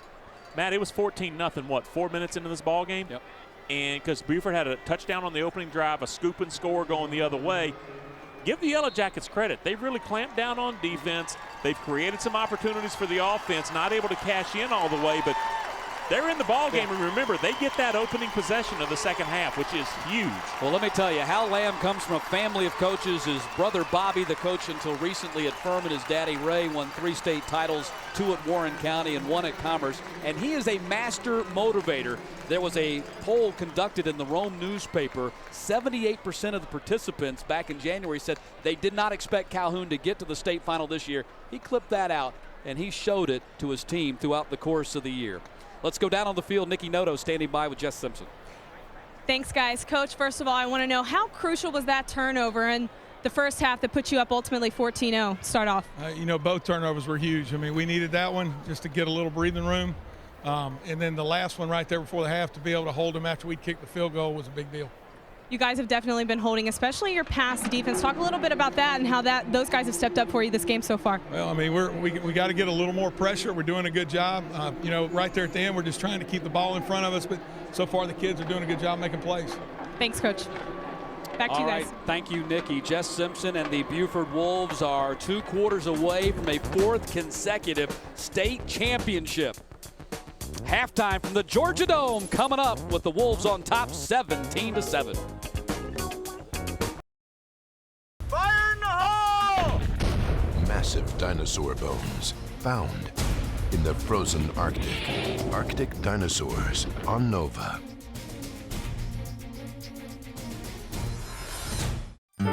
Broadcast of this program is made possible in part by the following. January is the time to file applications for federal student aid. GAcollege411.org gives students all the information they need to find the financial resources to make their college plans a reality. GAcollege411.org. Booth Western Art Museum in Cartersville, presenting Ansel Adams, A Legacy, featuring 130 photographs of Adams' celebrated American photography and rarely seen images. On exhibit from September 25th through February 20th, 2011. boothmuseum.org. I'm the man.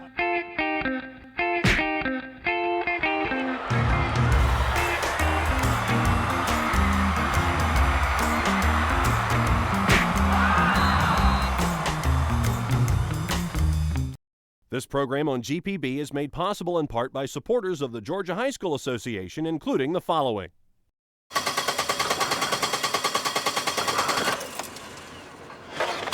There for you and life's daily miracles.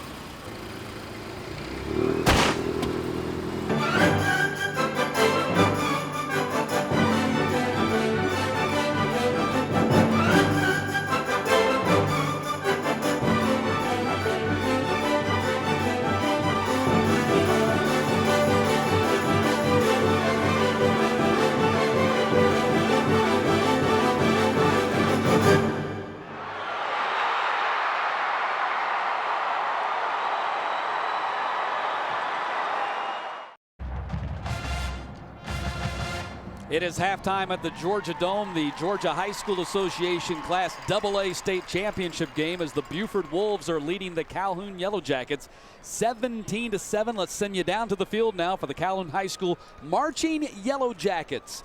Band director Michael Clark and Larry Brown, drum major Allie Goins, and 238 strong.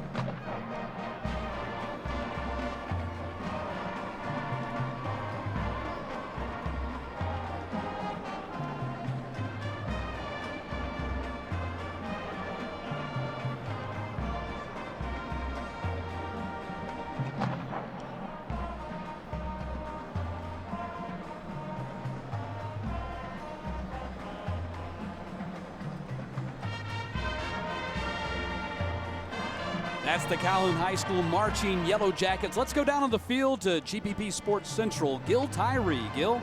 Matt, thank you. We are down here on field level, and of course Mark Harmon and yours truly. And we have the principal of Calhoun, Kelly Baumgartner. How you doing? Doing great. Having a good time. I don't think you like to score too much. You're down 17-7, but the Calhoun experience has been wonderful for your band. Tell us a little bit about that. Oh, it's been a great experience. Of course, we have a large group of students in our band, and they've worked real hard all year. Our football team's worked hard, and we're very excited to be here, so it's been wonderful. Mark? You know, Coach Lamb has done a great job with the football team, but you've got 238 strong here with your band. Yeah, that is correct. I think we're around 97 football players on the sideline, and last time I checked, 238 in the band, so a large showing today. You got a great following out here. Over 4,000 fans or so bought tickets just preseason sale. That's correct. We sold out yesterday afternoon about midday and had calls all the way up to today. I believe most of Calhoun, Georgia's here. All right. Kelly, thank you for joining us, and the best of luck in the second half for your football team. Thank you. Go Jackets. All right. Kelly Baumgartner, the principal of Calhoun High School, the Marching Yellow Jackets, of course, leaving the field right now. Next up, the Marching Wolves of Buford. But we're going to take this important time out here on GPB.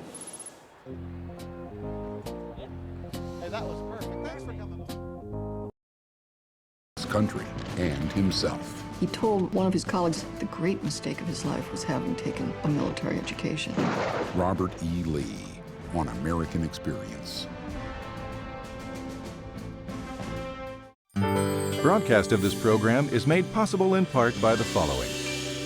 As leaders in our communities, Georgia's locally owned and operated electric membership corporations are proud to sponsor the Georgia High School Association and to help our student athletes become the leaders of tomorrow. Georgia's electric membership corporations, lighting the way. And by the Mabel Reader Foundation. Support comes from All American Specialties, the symbol of excellence in the awards industry since 1972. Graphic design and custom fabrication done in-house. Information available at allamericanspecialties.com. Merry Christmas from Georgia Public Broadcasting.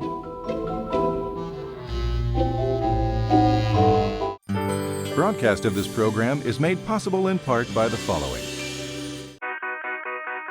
Sports can teach us a lot about life and a lot about ourselves, like the importance of setting goals and coming up with a plan to reach them. That's why Regions always starts by listening to you and learning what drives you each day. Then we work hard to help you get where you're going. So whether you're opening your first checking account or starting your first business, we'll handle the heavy lifting and let you enjoy the thrill of victory. Watch GPB Sports Central with me, Gil Tyree. I'm Mark Harmon. I'm Nikki Noto. And I'm John. GPB Sports. Sorry.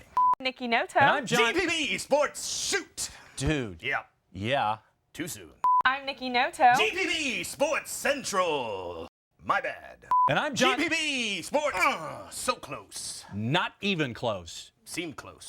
And I'm John. GPB Sports Central, the leader in high school sports. 5, 7. Yes! Yes!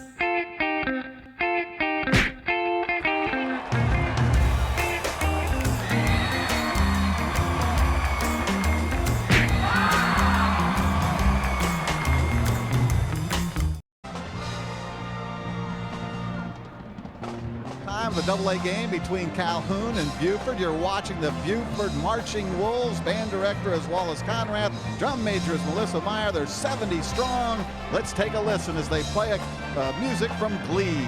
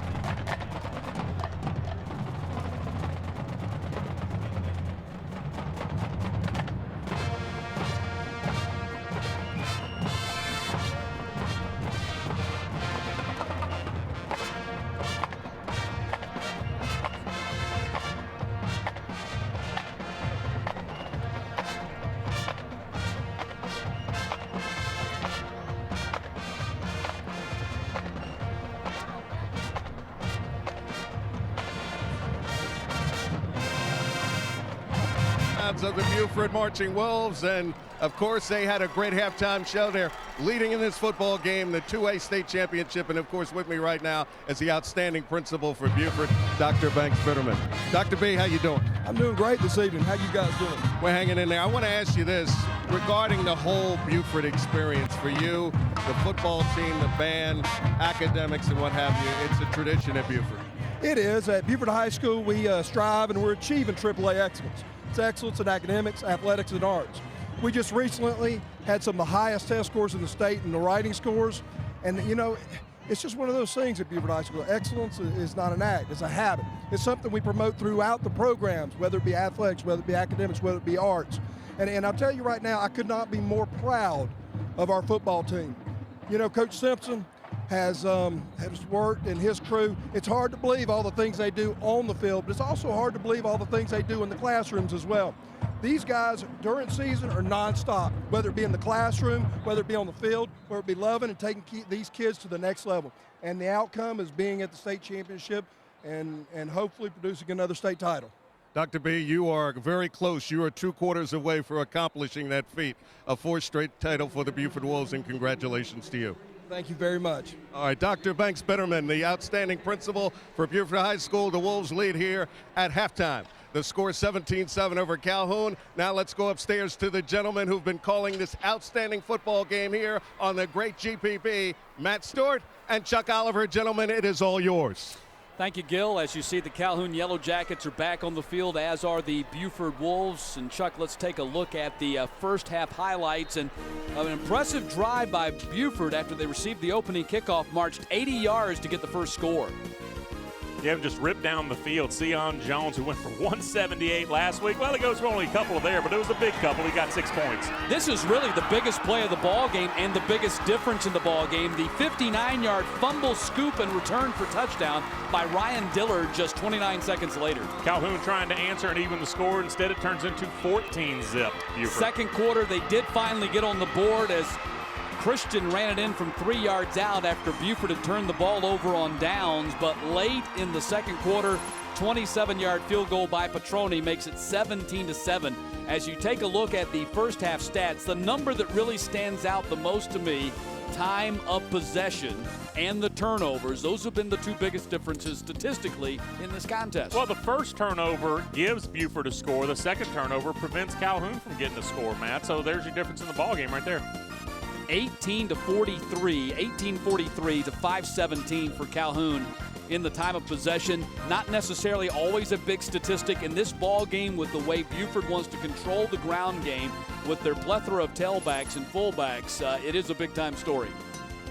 It is halftime here at the Georgia Dome with Buford leading Calhoun 17-7 in the Georgia High School Association AA State Championship game.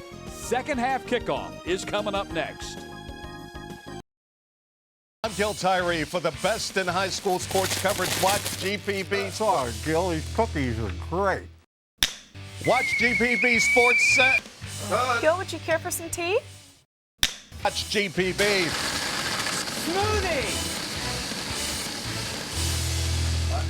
Smoothie. Broadcast of this program is made possible in part by the following. As a strong, stable bank, we're always looking for opportunities to boost the vitality of our communities by supporting local events and finding financial solutions for our customers in all economic times. Regions is proud to be a partner with Georgia Public Broadcasting in building a better Georgia. GPB would like to thank the following corporations for their generous donation of hospitality suites for this weekend's GHSA Championship Games.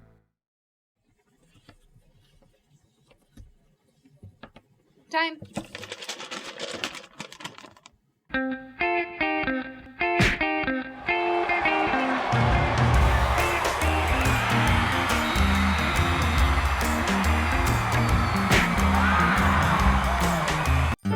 Broadcast of this program is made possible in part by the following.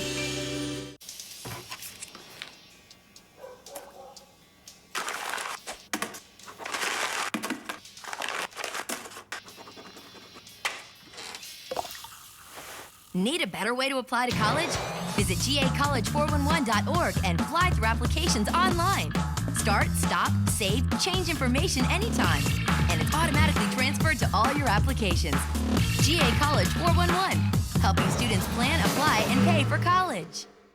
Give me all your aces. Ha. Read them and weep. Yes.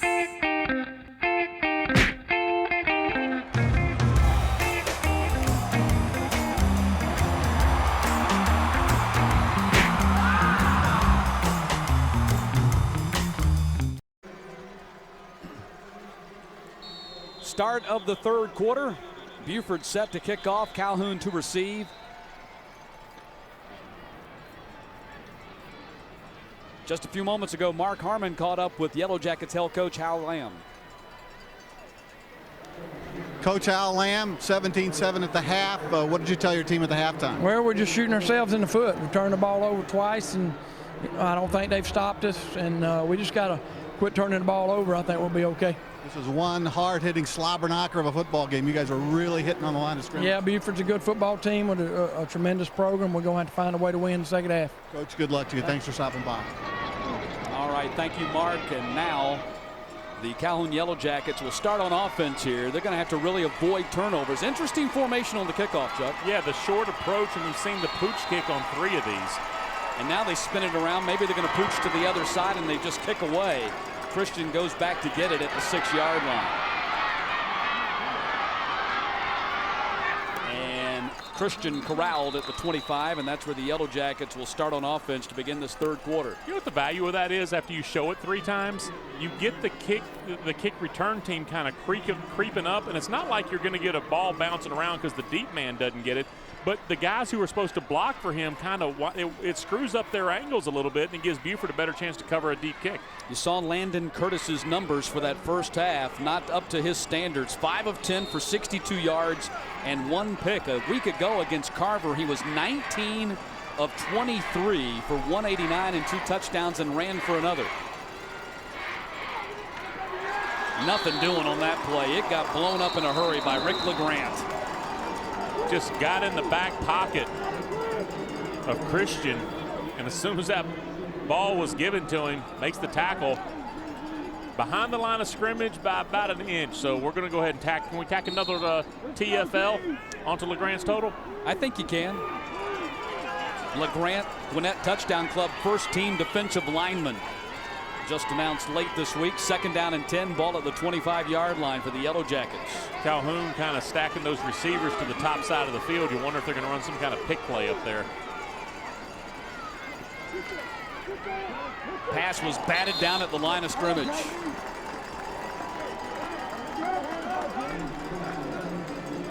Third down coming up. Inauspicious start for the Yellow Jackets to this third quarter. Yeah, the lead receiver goes downfield trying to clear out. Ben Lamb, the coach's son, kind of breaks it off towards the sidelines, but the ball never even made it out there. Now they're going to go trips to the far side and send J.T. Palmer out wide. 2 turnovers for the Yellow Jackets today. 6 in the first 2 games that they played. 8 total against just 1 for Buford in these 3 state championship meetings. Guess who's won them? Off the hands of J.T. Palmer, who had a lot of real estate in front of him if he could have held on.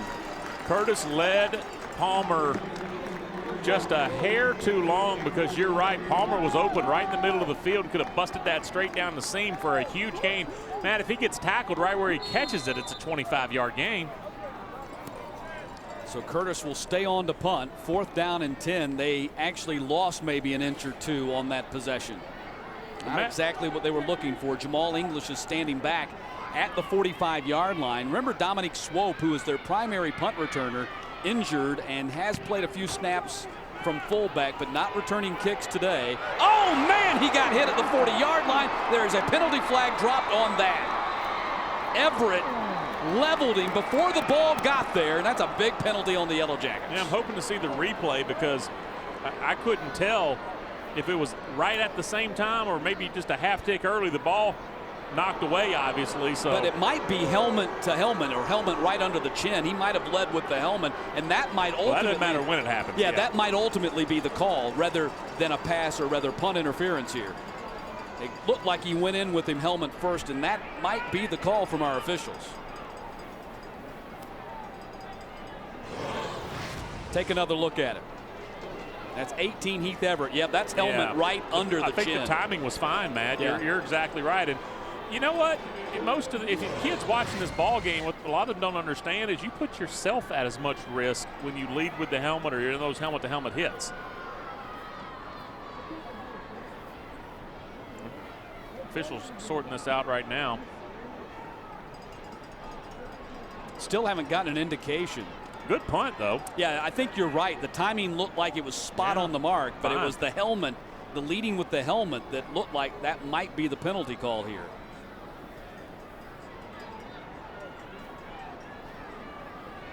Taking a long time to figure it out, though, which is okay. You want to get it right.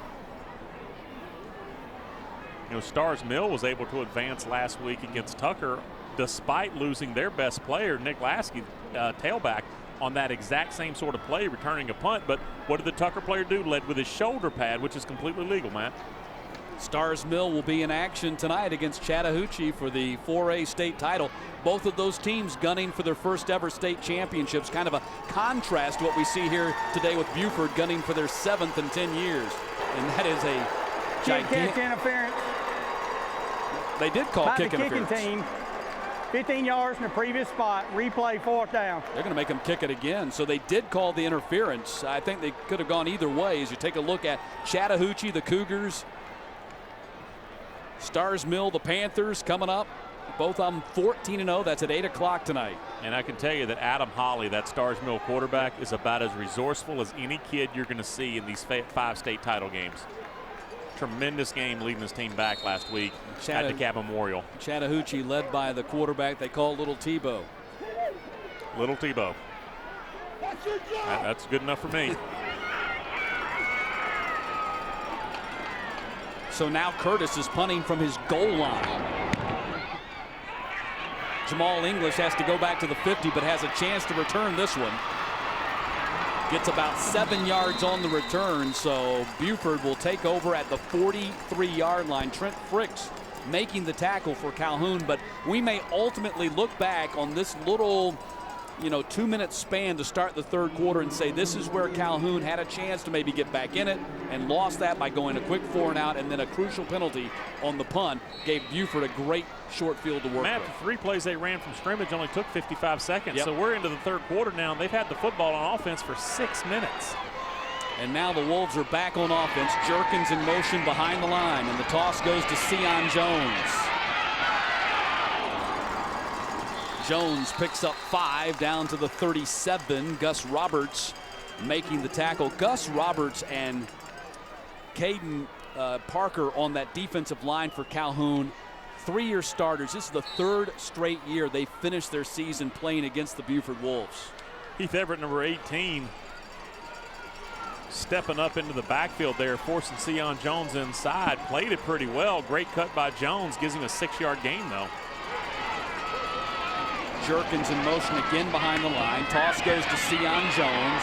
Little skip step down to the 31. Picks up another 6. Sion Jones gets the first 2 carries of the ball game of this second half, I should say, for Buford. I got to tell you, our boy Gabe Freeman, number 51, he's thinking there's got to be an easier way to get a ring, because he's the kid taking on those lead blocks, it seems, play after play, and just got jolted again. Now he's doing the right thing, forcing it back inside. Why? Well, because you got help inside. So he's kind of setting that edge and redirecting the running back, but it's not the easiest living in the world playing linebacker today. 1st and 10. Now Swope is in there as the single back for Buford. Swope and Jones have combined for over 3,000 yards rushing this season as he squirms inside the 30 and down to the 27. Caden Parker, who I just mentioned a few moments ago, made that tackle, number 93 for Calhoun. Yeah, Gus Roberts, number 63, in the middle of that line, doing a good job as well. That's Caden Parker. We told you his sophomore year suffered a horrific ankle injury that he's really yet to recover from. Hal Lamb says he went from a D1 potential prospect as a sophomore to being a D2 prospect now. Just a tough break for that kid. Eric Barr, 3rd different running back to touch the ball here in this first 3 minutes of the second half. And Jess Simpson admits that this is the deepest running back core they have ever had at Buford High School, which says a lot when you're talking about playing for your 7th state championship in 10 years. Yeah, we were going over when we were doing our opening, I almost told our producer, hey, we got a problem with the graphics. So that Jess Simpson's coaching record was 81-4, and clearly that's not accurate. But clearly it is. 3rd down and 4. Ball is at the 24. Ross. Freitag, the tight end, inside the 10. Touchdown.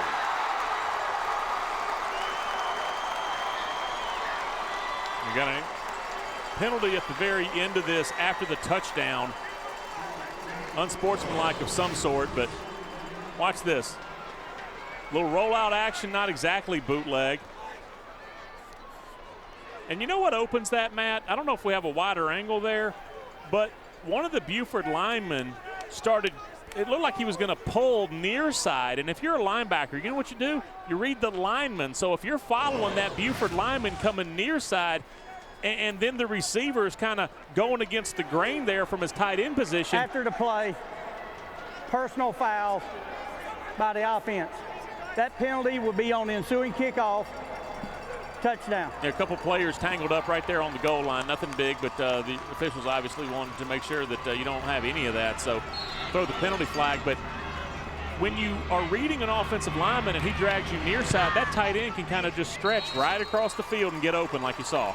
Petroni pops it through. 24-7 Buford here in the opening 3 minutes and 40 seconds. See, you read the lineman and it gets the linebacker just one step out of place, and that's all it takes against a really good team.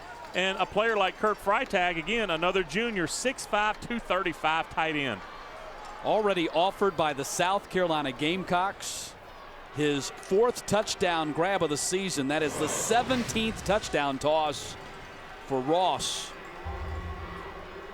And there's Freitag. 5 plays, 43 yards. 2:26 is all it took off the clock, a 24-yard reception. And now Buford has their largest lead of the game, 17 points at 24-7. And a sense of, I know, frustration must be setting in for this Calhoun team. 2 years in a row, they have run into this brick wall called the Buford Wolves, and they have not been able to solve the equation yet.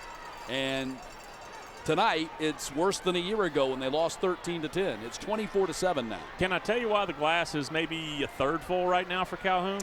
Because of these two teams to be down, one of them to be down 24-7, Calhoun has a lot more of that quick strike ability to move the football downfield. So they're, 24-7, it's time to giddy up on offense, but at least you're built for that.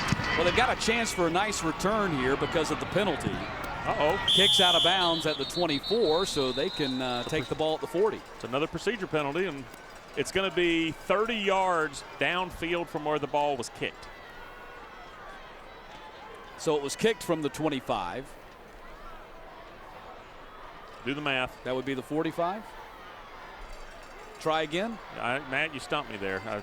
No, it's the 45. I'm right. I was an English major. It's the 45-yard line. Free kick out of bounds by the kicking team. The ball will be placed at the 45-yard line. First down. Did I get that right? 30 yards from where it was kicked? Yeah, because they kicked from the 25 because of the 15-yard penalty on the touchdown play that was added on to the kickoff. Give me some chalk. I'll break down the defense and the offense. I'll leave the math to you. Things that to deal with numbers Chuck wants to stay away from. Now they're going to put it at the 50.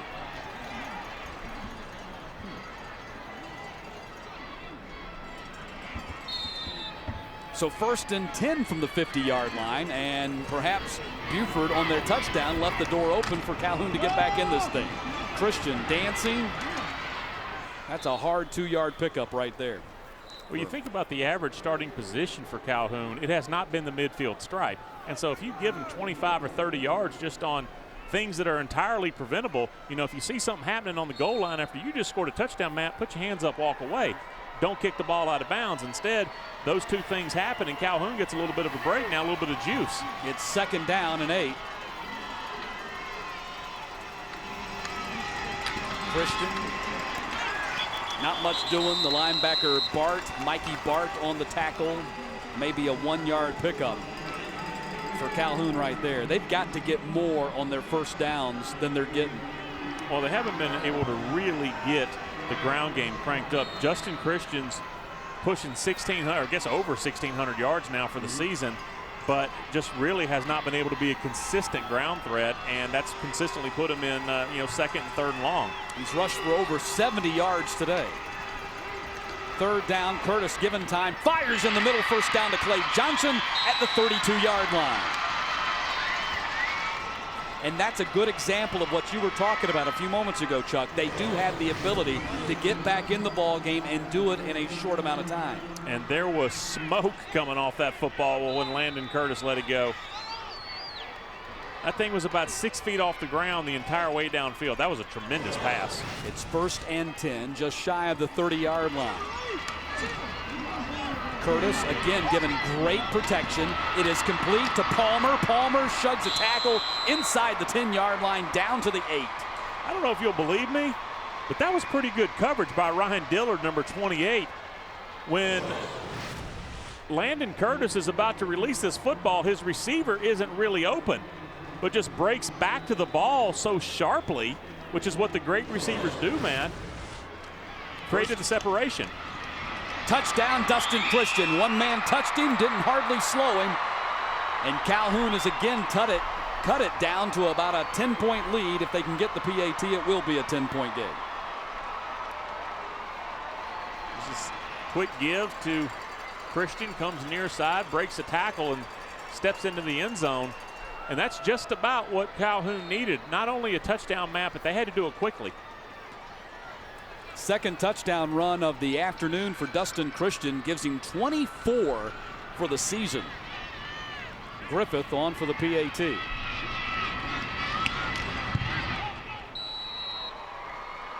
And just as it seemed Buford was poised to knock Calhoun out of this ball game, the Yellow Jackets respond with a 50-yard touchdown drive of their own as Dustin Christian chugs it in from 8 yards out. It's 24-14 on GPB.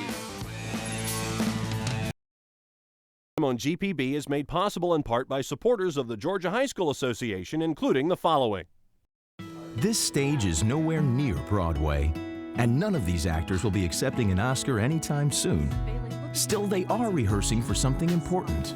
While they learn their lines, they're also learning teamwork, discipline, self-confidence, that everyone has a part to play. Skills that will make them stars long after the curtain falls. The National Federation of State High School Associations reminds you that when kids take part in high school activities, they get set for life. 6:41 to play here in the third quarter. The Buford Wolves leading the Calhoun Yellow Jackets 24-14. Matt Stewart, Chuck Oliver, Nicky Noto with you. The Class AA Georgia High School Association State Championship game. Calhoun, Buford meeting for the third consecutive year. Never happened in Georgia high school football history. Short 5-play, 50-yard drive took 99 seconds, and Christian with the second touchdown run of the night. And Calhoun's back in the ball game, especially if they get another strong kick from Griffith here and make them start at the 20-yard line.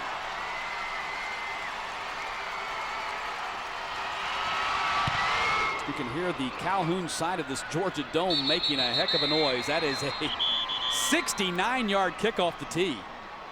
And Matt, we've talked about how impressive Buford has been so far tonight, despite injuries to 3 pretty significant players. But Calhoun has their own injury, and as we were talking with Coach Lamb coming out of halftime, you could see the 31 sticker on his hat. All the kids have it on their helmet as well. Yeah, number 31, Jacob Young, starting cornerback for this team, with a team leading 4 interceptions. Back home, had an appendectomy this week and not available to play today. Malcolm Long took his spot in the starting lineup. Ross scrambling, got by Freeman, steps out of bounds, hit by Knight as he was going out of bounds, and good job by the officials there to keep the flag in their pocket. They could have easily thrown one there, but that was not it. Knight just hit him as he reached the sideline. Matt, there was something wrong with that play, because when Ross rolls out to his right, there's only one receiver in the pattern. Look at the top of there's nobody else out there. So when he rolls, there's supposed to be a deeper route. There's supposed to be a deeper route, and nobody ran it. And so I'm telling you, Ross was looking for somebody else because there were 3 Calhoun defenders around his one receiver. It is 2nd down and 4.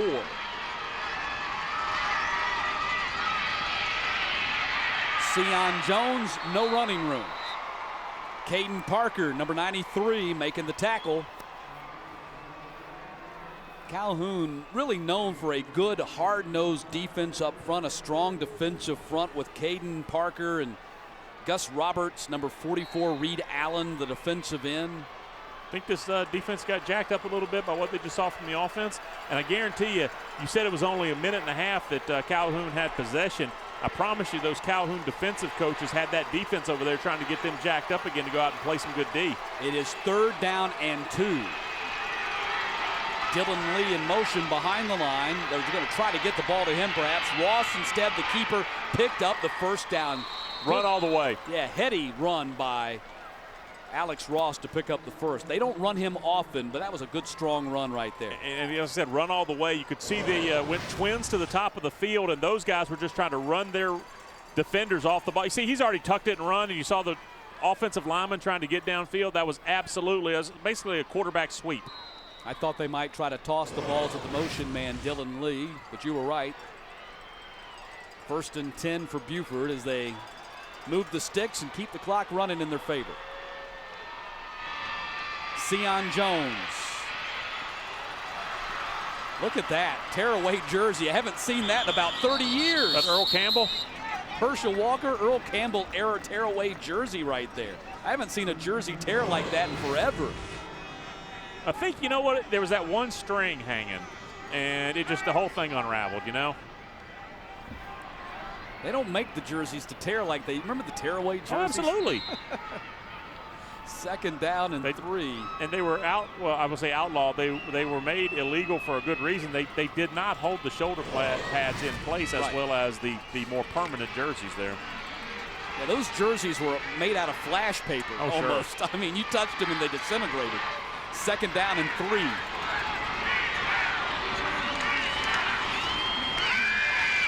Sion Jones, second effort, gets close to the first down. They had him in the backfield, let him slip away. Yeah, that was maybe 4th effort, Matt, that got him the first down. And the man in the white hat says, yeah, go ahead and move those sticks. Watch this. You line up your fullback, right style, right on the line of scrimmage. Calhoun knows where it's going, but Jones able to kind of slip to that next gap out. And no happiness there from Alex Kirby. Sion Jones now getting the bulk of the labor here from the running back position. 14 carries, 66 yards. 1st and 10, ball at the 41. So he's one of the few seniors on this team, so he's trying to get all the work he can. Swope is another one of the seniors, and Swope picks up about 4 yards as he rams his body up to the 45. Swope, a 6', 195-pound senior fullback on this team. Not typical size for a fullback, but they moved him there from the tailback position because they felt he was more comfortable there. He's been offered by the Maryland Terrapins. Just wanted to get him on the field. You're exactly right. So 2nd down and 6. Approaching 3.5 minutes to play. This is a recipe that was cooked up by Buford, perfect for what they want to do. Just grind the clock. If we get points, all the better. They got 12 on the field again. Sorry, Matt. No, sorry for them. I can't add, but I can count.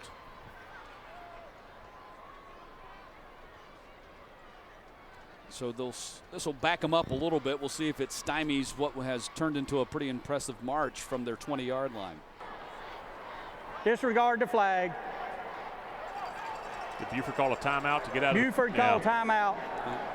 And that's you know what? A coach will recognize that too, Matt. When he realizes he's got 12 in the huddle, the only way to get out of that is to call a timeout, because no matter what you do at that point, you broke the huddle with 12. You know, the Georgia High School Championship games here at the Georgia Dome is the sparkling jewel of the sports athletic season for the Georgia High School Association. But more than 250,000 students participate in GHSA activities each year. Over 170,000 boys and girls compete in athletics, and an additional 84,000 plus students participate in debate, one-act play, and literary competitions.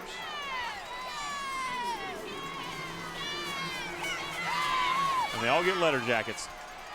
That's the important thing. Get the letter jacket. You always wanted to be sporting that letter jacket when you walk down the hall, didn't you? Yeah, because nobody actually looks too closely to see what's on the letter jacket. They just want to know you have one. It is 2nd down and 6. Ball is at the 45-yard line following the timeout by the Wolves. They'll have 2 remaining here in the second half. Eric Barr submerged by Caden Parker. Yeah. Parker having a big game. I am really falling in love with some of these defenders from Calhoun. These are some tough kids out there, and they got put behind the 8 ball early. You know, Buford just tears down the field for that opening touchdown. You blink and suddenly it's 14-0 and you're playing catch up. Well, you hold them to a field goal and then that early touchdown, but Matt, even that was off a great field position when Buford's able to force that early punt and then the penalty. So tough afternoon for the Yellow Jackets defenders. Look at Caden Parker's helmet. 3rd down. Ross, heavy rush from Knight, being chased around the edge, and Knight catches up with him at the 46. Yeah, it's just as well for Alex Ross that he recognized that pass rush from the backside. Super job of pursuit here by number 6, Hunter Knight. And it's 4th down, and they forced Buford into their first punting situation of the day. J.T. Palmer back at the 25-yard line to receive for the Yellow Jackets. Petroni standing at his 32 to kick.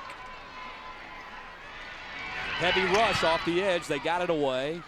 Fair catch called for by Palmer at the 25. Palmer's had a couple of big catches. We saw one on the previous possession, Matt, on that touchdown drive, but for the most part, his damage has been limited. Great job by Buford today in all phases of the game. DVDs of this game and all 5 championship games can be ordered at GHSA.TV. That's GHSA.TV to order your state championship game DVD. 1st and 10 from the 25. Calhoun down by 10 as we approach the final 2 minutes of this 3rd quarter. Pump fake, double move. They're trying to get Palmer out there. They dump it for him, and it is broken up. Dillard again. That was Dustin Christian and not Palmer, number 5 instead of 3. They tried to get on the double move. Interesting formation. Calhoun goes double tight ends, Matt, and keeps both of them in to make sure that they were going to give their quarterback, Landon Curtis, time to operate. When you throw that kind of route, a little bit of a double move, you get the pump fake, trying to get the ball downfield. It takes a long time for that thing to develop. There's your pump. Still not ready. Okay, now I can throw it. That's why they kept both tight ends to provide protection. I think that's good defense. Good defense. 2nd down and 10. Double tight again. It's the same thing they just did, man. Yeah, Christian is the man in motion, split out to the top of your screen. They go to the other side instead, off the hands of Clay Jones. Broken up by Barr. Staring at a 3rd and 10 now, and you've had a shot on 1st and 2nd down if you're Calhoun. On the first play, goes through the hands of Christian, and then not able to come up with the grab there, Clay Johnson. But the ball on target on 1st and 2nd down. Not easy catches, but you know it's a state title game. 3rd down and 10 coming up. Stack the receivers to the top again. They've had some success with that so far. And near side. Heavy rush. LeGrand after him. Quarterback sack. Number 8 for Rick LeGrand. Drops Curtis back at the 15. We had just talked about Calhoun and how much respect they gave that Buford pass rush. I'm quite certain that Coach Lamb didn't design any play where he says, okay, we're not going to block LeGrand. Something happened there. There was some sort of breakdown, but after 1st and 2nd down, going double tight ends and keeping them both in on 3rd and 10, 4 wide, everybody going out into the pattern, and then LeGrand just comes free. 30th sack of the season for the Buford Wolves. Curtis, no rush, deep punt. English calls fair catch, backing up, makes it at the 48-yard line. That stop was huge by the Buford defense, Matt, because obviously Mo had put on a white jersey right there, and the Buford defense gets them to go 3 and out, and they actually wound up losing yardage. Yeah, I was going to say, it was not just a stop, it was a pushback. Sure. That sets up your offense 52 yards away from the end zone, and we have 72 seconds to play here in the 3rd quarter. Now, I only coached in one state title game, but I've talked to so many other guys who have been in them 1 time or 5 times or however many. When you're down there on the sidelines, Matt, you look up and all of a sudden it's the end of the 3rd quarter. You're thinking, where in the heck did this game go? It gets away so quickly. 5-yard pickup on 1st down. Another steady dose. This time it was Darian Smith. 5 different running backs have carried the ball use them. for Use Buford them today. Especially you get out of this 3rd quarter here with a 10-point lead and the ball. What a contrast to a week ago when, going in against Carver, number 1 on scouting report is stop Isaiah Crowell. Got to stop that guy. We stop that guy, we feel like we've got a chance of winning. They held him to less than 100 yards after he gained over 300 in the quarterfinal win the week before. Here against Buford, who do you start with? We stop this guy, okay, now there's another guy. There's another guy. Sion Jones, like I said, went for 178 last week. Yep, against Lovett. And you still ran 5 or 6 guys. Dead ball, encroachment. By the offense, 5 yards, remains 2nd down. Sometimes that's a wide receiver lining up off sides, which is why, if you ever see the guys run up to the line of scrimmage and you see the wide receiver kind of put his arm out, he's just making sure to the official, hey, I'm on the line of scrimmage. And the ref will tell him, oh, yeah, you're on the line of scrimmage, but if you're off sides, that's your own business.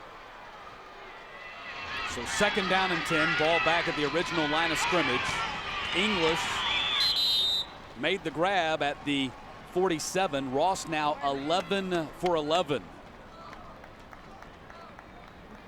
Say that again? 11 for 11 passing in this game. Thought I had misheard. You have not. Good grab there on the kind of a double catch there from English. That's going to put a wrap on the 3rd quarter, Matt. And that is how the 3rd quarter comes to an end.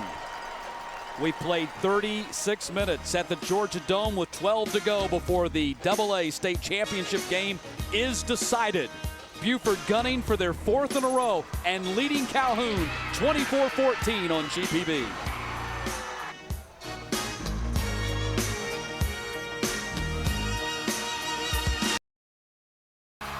DVDs of today's game can be purchased at ghsa.tv for $24.95 plus tax plus $5.95 shipping and handling. Broadcast of this program is made possible in part by the following. The Mabel Reader Foundation.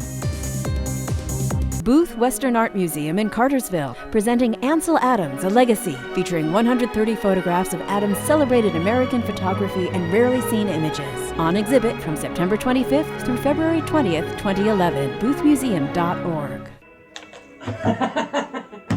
What's the word I'm looking for here? Help me.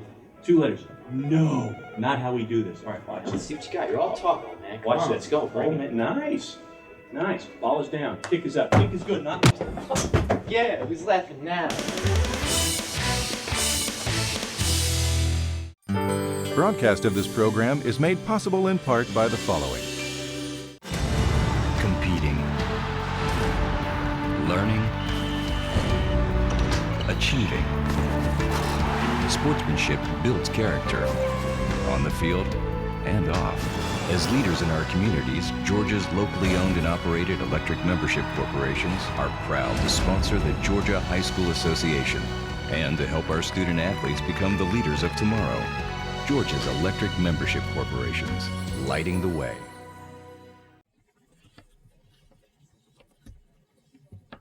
Time.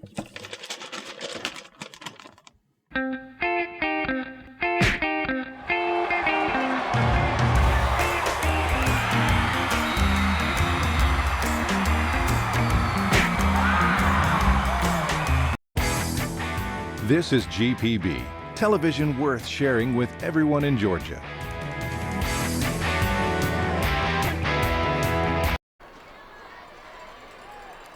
Start of the 4th quarter, Buford perhaps only 12 minutes away from tying West Rome as the only school in Georgia High School Association history to win 4 consecutive state titles. West Rome did it 1982, 83, 84, and 85. Buford gunning for their 8th state title overall.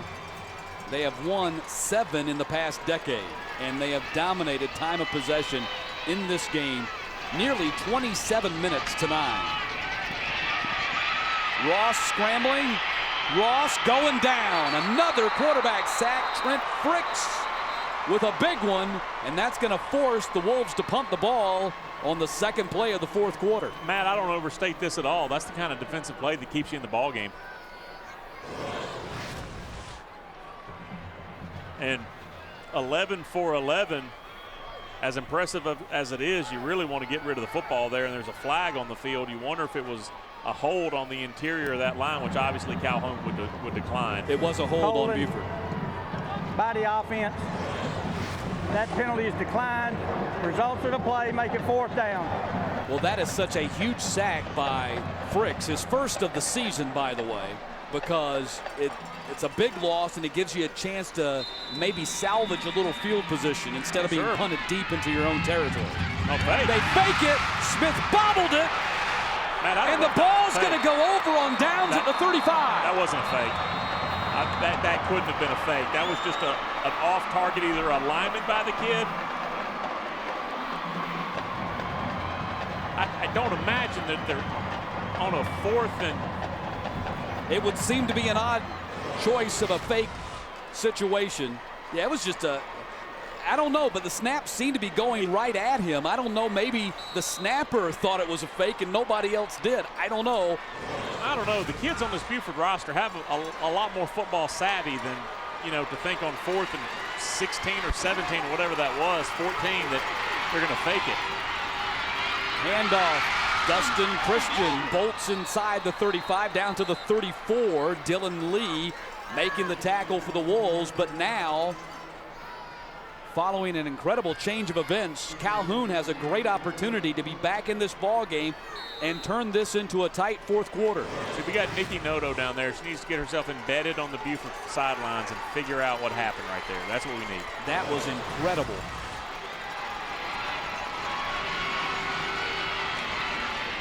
Curtis, they run a screen to Darius Washington. First time Washington has touched the ball in the ball game. Gets down to the 30-yard line. Flag is out on the play. Set up pretty well, but then Buford actually kind of peeled back and defended it. Had the receiver in the flat, a couple of linemen in front of him.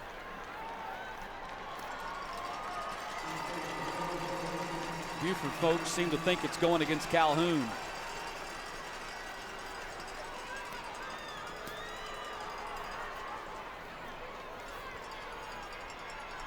And it is. Holding by the offense. 10-yard penalty from the spot of the foul. Replay, 2nd down. And Matt, you know, we'll get another look at some point. I'm sure such a. Let's check in with Nikki Noto down on the sideline real quick. Hey guys, I was just told that was not a fake. That was a bad snap from the long snapper. All right, thank you very much. See, that's why she's down there. Like I said, I wanted to get another look at it because you look at the lineman, the up back, nobody reacted as if it was going to be a fake. Tried to squeeze the ball in there on the far sideline. Palmer again, the intended receiver. And not a bad idea because there are times, as good as the Buford defense is and as hard as those kids work, you know what? Sometimes you say, my guy's better.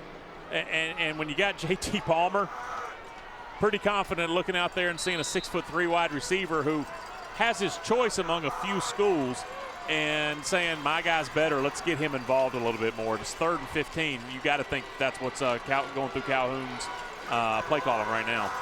10 minutes, 44 seconds left in regulation. Buford a 10-point lead. Palmer in motion behind the line. Curtis given time, gets it back to Palmer, flag down on the field. Illegal man downfield. Yeah, man, that's just a crusher. It's a killer because you had a chance to bring up a 4th and short. Okay, I got to correct that. Illegal men downfield. Saw 2 of them.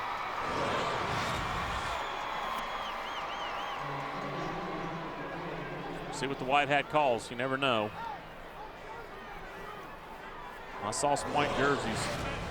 Holding by the defense. Oh, goodness gracious. Penalties added to the end of the run. 1st down. Wow. I saw 2 linemen from Calhoun about 5 yards downfield when that ball was thrown. And It's not only the catch, but it's the first down with a penalty, Matt. It is a 1st and 10 at the 21-yard line. First, a bad snap on a punt. Gave the ball to Calhoun at the 39, and now on a huge 3rd and long, a holding, defensive holding, automatic first down at the 21. Christian, no place to run. Malik Green, the linebacker, making the tackle for the Wolves. And Christian around 80 yards rushing today, and you think, hey, he's done the heavy lifting. He had one 30-yard run and a couple other good runs on top of that, but for the most part, he's been earning every inch of that this afternoon. 2nd down and 10 coming up.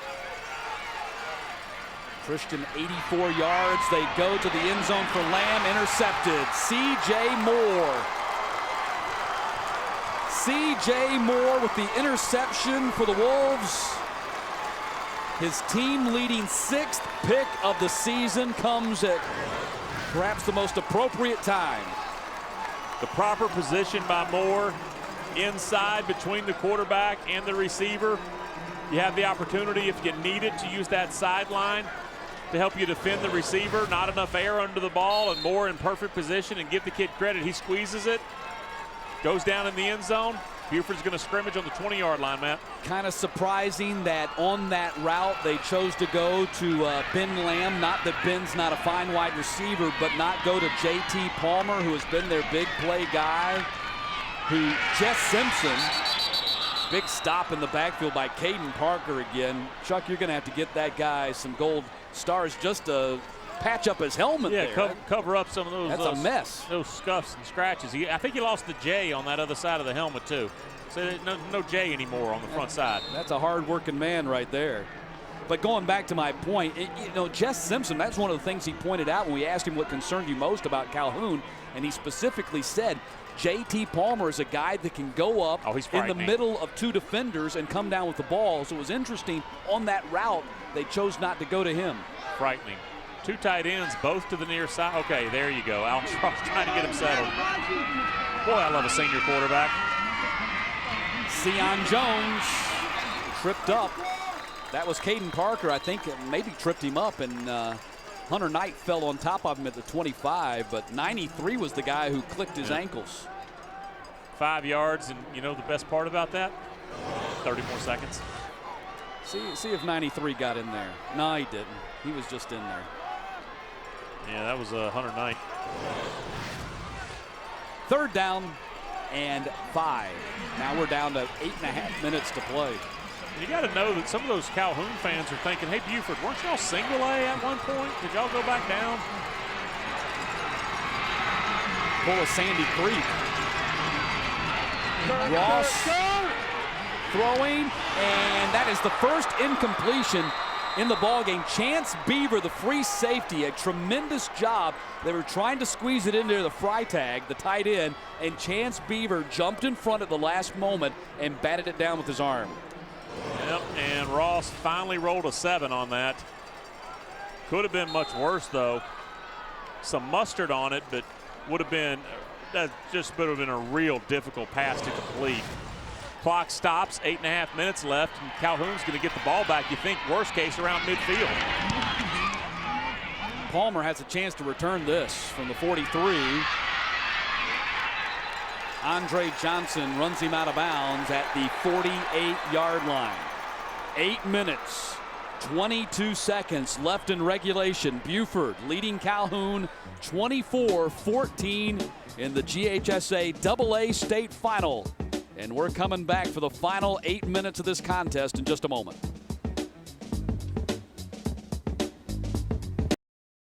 On GPB is made possible in part by supporters of the Georgia High School Association, including the following. At the end of that punt return by J.T. Palmer right before the break, a face mask penalty of 15 yards, grabbing and twisting the face mask. So the ball at the 38-yard line for the Yellow Jackets, and they're right back where they were before the previous interception ended their last possession.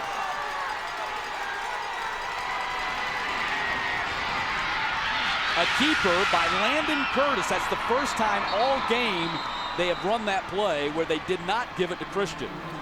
Real good job there. You see Tyler Cooper, number 50, coming down the line of scrimmage trying to blow open a hole there, and it was a read there by Landon Curtis. That's not predetermined. Good job by number 2, making the proper read and turning that thing upfield for an 8-yard gain on first down. You got to love that, Matt. Landon Curtis has offers from Austin Peay in West Georgia. It's second down. Steps up, throwing, got a man open! Touchdown! Ryerson got behind the defense.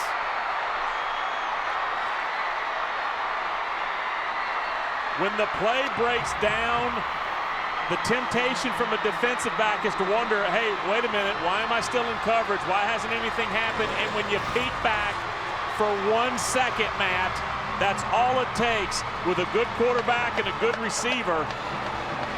Has anything happened? Did the tackle come? Is the play over? So you look back at the line of scrimmage, and at that second, it is too late. Buford has done so much right for 3.5 quarters. They look up and think, how is this only a 3-point ball game? 24-21. And what are we looking like? 4-1 time of possession. You look at the rushing yards, the turnovers. Now watch Landon Curtis. Landon Curtis bought time with this play, did a super job. And doesn't cross the line of scrimmage either, which can be another concern. Stayed active in the pocket and stepped up and delivered the pass. And a great job by Ryerson not to give up on the play. Ryerson, that is just his 7th catch of the season, but 5 of them have gone for touchdowns. Yeah, and I don't know who was supposed to have Ryerson, but I promise it wasn't Andre Johnson. I mean, Matt, would you agree? You're not going to have Johnson not the coverage. linebacker, no. Yeah, you're not going to have coverage 40 yards downfield. And we've got a game with 7 minutes and 44 seconds to play.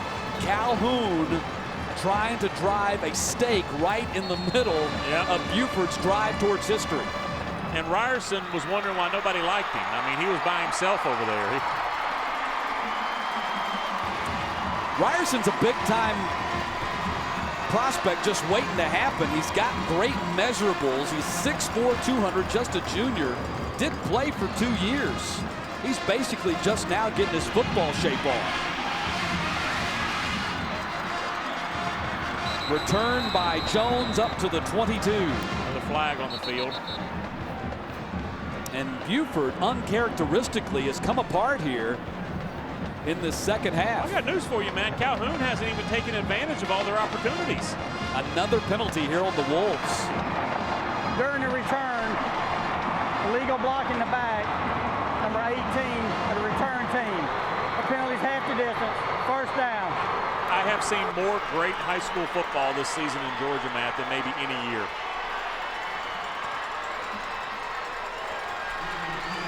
And the Wolves are backed up at the 7-yard line.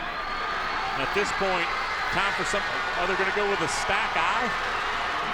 Do they have a 93-yard grinder in them to put this game away, or does Calhoun get the ball back? Toss goes. Barr, nothing doing for Eric Barr. Caden Parker, how many times have we called the senior's name today, makes another big tackle. And I promise there is not a more basic play in the Buford playbook than what we just saw there. 51, Gabe Freeman in it. See 44 as well, Reed Allen. 5 tackles for the 6', 255-pound senior. Playing against Buford for the 3rd time in his career. A 3-year starter for the Yellow Jackets. Anchoring the defensive line for Calhoun. Trying to bring him home the ultimate prize for the first time since 1952. Pass is complete. Jamal Inglis stepping out of bounds at the 17-yard line. Oh, that's right on that first down marker. He's close to it. We've seen Buford throw this exact pass, Matt, how many times? 5 times today? Completed all of them. That time ran it with 2 receivers in the pattern from that side of the field. They're going to bring the chains all the way over. What are they doing? Holding by the defense. Oh, That penalty is added to the end of the run. First down. So there you go, up to the 27-yard line. Forget about a measurement. Yeah, no need to drag that chain all the way across the field. I love both of the quarterbacks in this ball game, Chuck. Ball players, absolutely. Alex Ross going to finish either number 1 or number 2 on most of the Buford career passing records. Landon Curtis waited his turn, nearly won the job as a 10th grader. And then Nash Nance transferred in. You know, he's a D1 prospect. He won the job. And now as a senior, finally got a chance to direct this offense for the Yellow Jackets. Sion Jones, nothing. Chance Beaver. Goodness gracious, you see him flying up in run support? 22, watch Beaver on the replay. Right up at the line of scrimmage. This looks like you got a blocker out front. Your fullback's picked up somebody. Break it, tap, boom. There you go, turn it back inside, hang on to a jersey. You know, Chuck, this might be a good spot if you've got a good play-action play because they're selling out for the run. This might be the play. This might be the opportunity where you got them all chomping at the line of scrimmage. You'd have a D-back going to cardiac arrest right now. 2nd down and 10. Let's see if they try to do something like that. Sprint out. Double move. English broke off his route. They thought Ross thought English was going deep. English broke into the middle of the field. Protected really well as Ross was rolling near side, had 3 blockers in front of him. And not much pass rush there from Calhoun because when they read pass, kind of dropped back into coverage and nowhere to throw the football. Again, when you roll to the, for instance, on that play, you're rolling near side, you only had one option downfield if you're Alex Ross. You know, earlier this week when you were talking to Jess Simpson, you asked him about playing the state championship game on your home field as opposed to playing at the Georgia Dome. Let me tell you something. The Calhoun folks brought Calhoun to the Georgia Dome today. They got a home field type atmosphere working here. Jones, Gus Roberts hit him, and then Hunter Knight cleaned it up. 4th down punting situation for the Wolves. Yellow Jackets are going to get the ball back.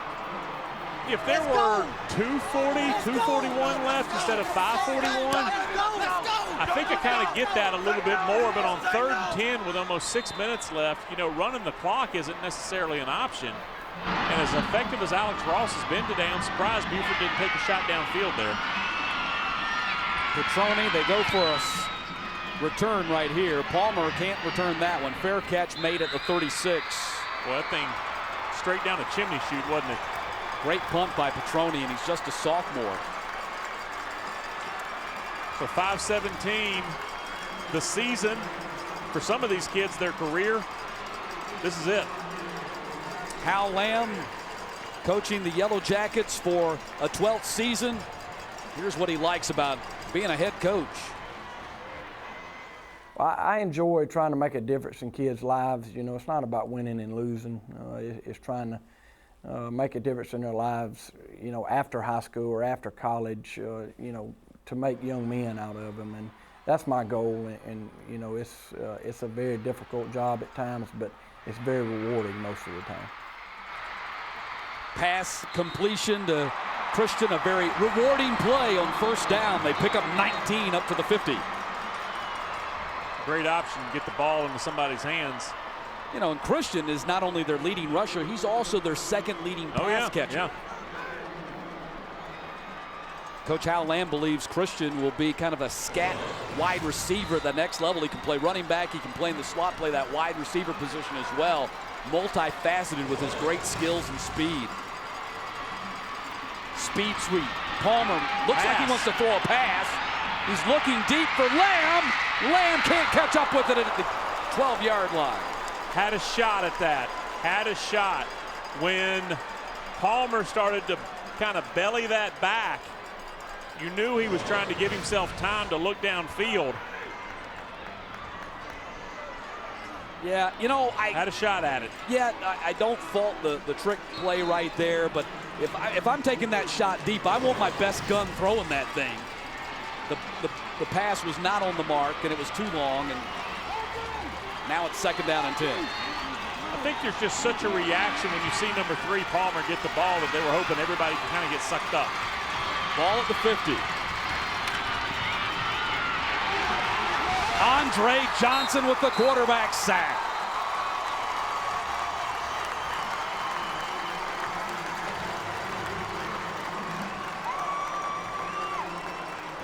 And now it's going to be 3rd down and 20. Coming near side. Really only, there were twins to the near side, but with the way the routes went, when Curtis kind of got flushed up in the pocket a little bit, he only had one option, and there was good coverage downfield, so there really was nothing to do with the football as far as gaining yards. You hope that he gets rid of it and you don't lose any. Let's see what they got for 3rd and 20 in the playbook. Curtis guns it deep and nearly intercepted by Barr. 2 receivers, 3 defensive backs. All right, Coach Chuck Oliver, it's 4th down and 20, ball at the 40. Punt. 4:03 to play. 3 timeouts. Yep, you're going to punt. Punt. I agree. You got the 3 timeouts to stop them on offense. You can call your timeouts after you make the stop, but yeah, I agree. 4th and 20, you got no recourse, right? You got to punt.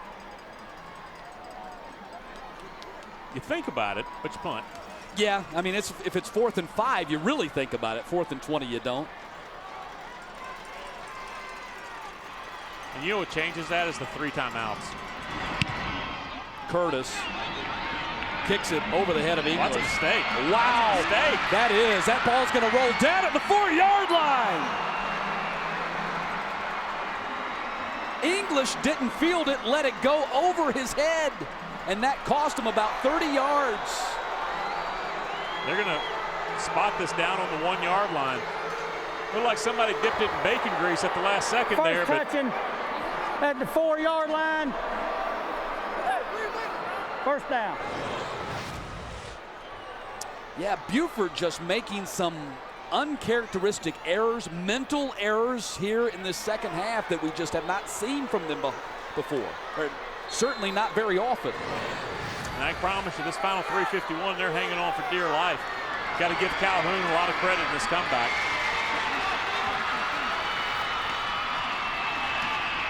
Sion Jones, Alex Kirby hit him, and Sion Jones did a good job of spinning off of that whack and getting up to the 10-yard line. Now remember this, Matt, you know, you're talking about that, whatever it was, 15, 20 yards extra.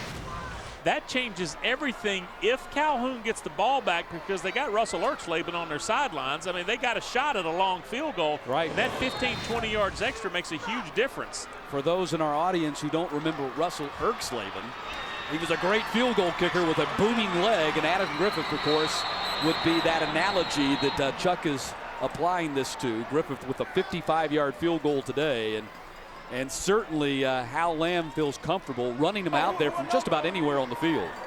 I think that snap Before came the late. snap, false start by the offense, 5 yards.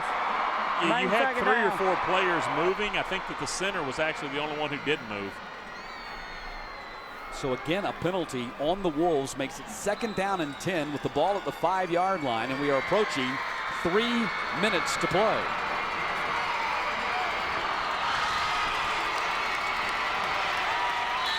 Oh, goodness gracious. Vidal Alexander, the biggest of the big-time prospects in this ball game, just jumped off sides. Before the snap, false start by the offense. The penalty's half the distance. Remain 2nd down.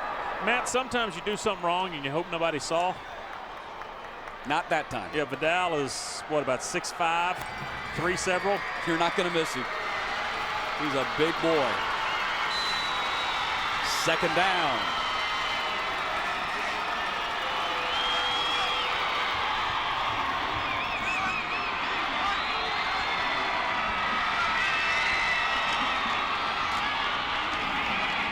Andre Johnson pulling the pile.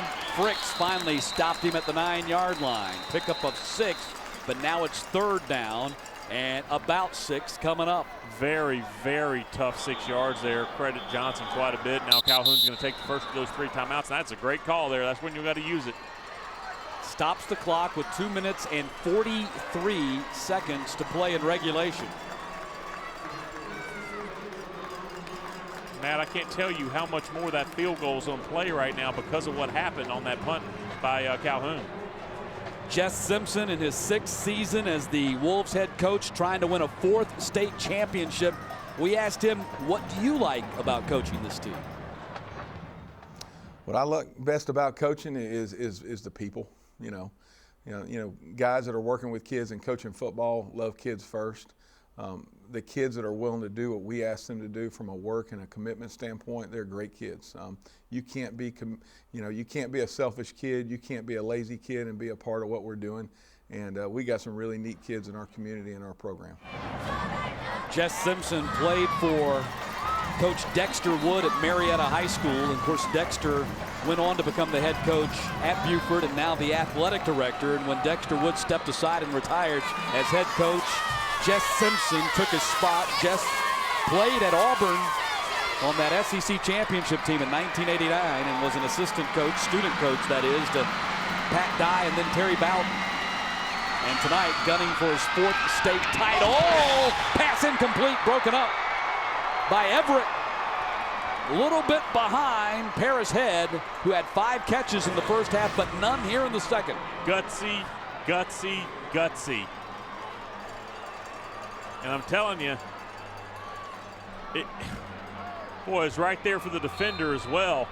And I'm talking about a gutsy play call. Didn't work out for you. At least making Calhoun maybe use another timeout, running a little bit more clock. Instead, going for the first down on the pass. Palmer, fair catch called for and made at the 44. And they are really only about 15 yards away from being in legitimate field goal range. Now, Adam Griffith has kicked a 55-yarder, but I'm talking about comfortable. Where you're really putting the odds in your favor. Week 4 in a home game. Yep. Wow, here we go. 2:35 to play. Buford leading Calhoun 24-21. Wolves have won 3 straight state titles the last 2 years. They've beaten Calhoun. Yellow Jackets trying to rewrite the record book. Flag is down on the completion to Christian. Well, you probably got a hold that's going to bring this one back. Yeah, you do. And if you look on the replay, you're going to see Kurt Freitag. That gets you, what happened to him would get you 2 points in Olympic wrestling. Here, it's going to be 10 yards. And that's how you take yourself out of field goal range. And that's from the spot, Matt. Yeah, this is not an NFL penalty where it's a 10-yard mark-off from the line of scrimmage. In high school football, it's spot of the foul. Stolen by the offense, 10 yards from the spot of the foul, replay first down. See, the funny thing is, Matt, there's going to be pressure on a screen pass because those linemen, you kind of jack up the D lineman and then get downfield and block somebody. And Freitag broke through and had no choice but to hold him. 1st and 27. Christian spin move. Will not be able to slip out of the tackle by Malik Green. 2nd down. Clock continues to run. Yellow Jackets have 2 timeouts remaining. Buford has 2 as well. 2nd and 28, you're thinking, how in the world did this happen? We just had an 8-yard gain on first down, and now I'm staring at 2nd and 28. Massive substitutions here for the Yellow Jackets. Ryerson, who had a touchdown catch earlier in this quarter of 30 yards, is split to the bottom of your screen. And now Palmer in motion behind the line. They're looking for Palmer. They throw to him. The hook and lateral play. Christian up to the 45.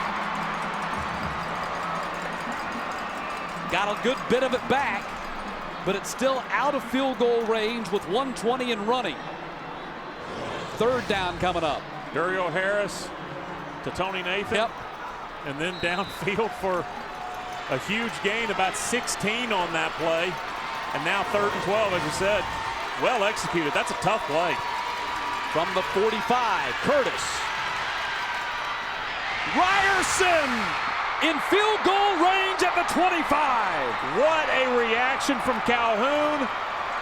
Tough break on that holding penalty. 2nd and 28 turns into a first down. They're going to scrimmage on the 25. Still got 57 seconds left. Still have 2 timeouts. Second big catch of the quarter for Chase Ryerson, and a timeout called by Buford.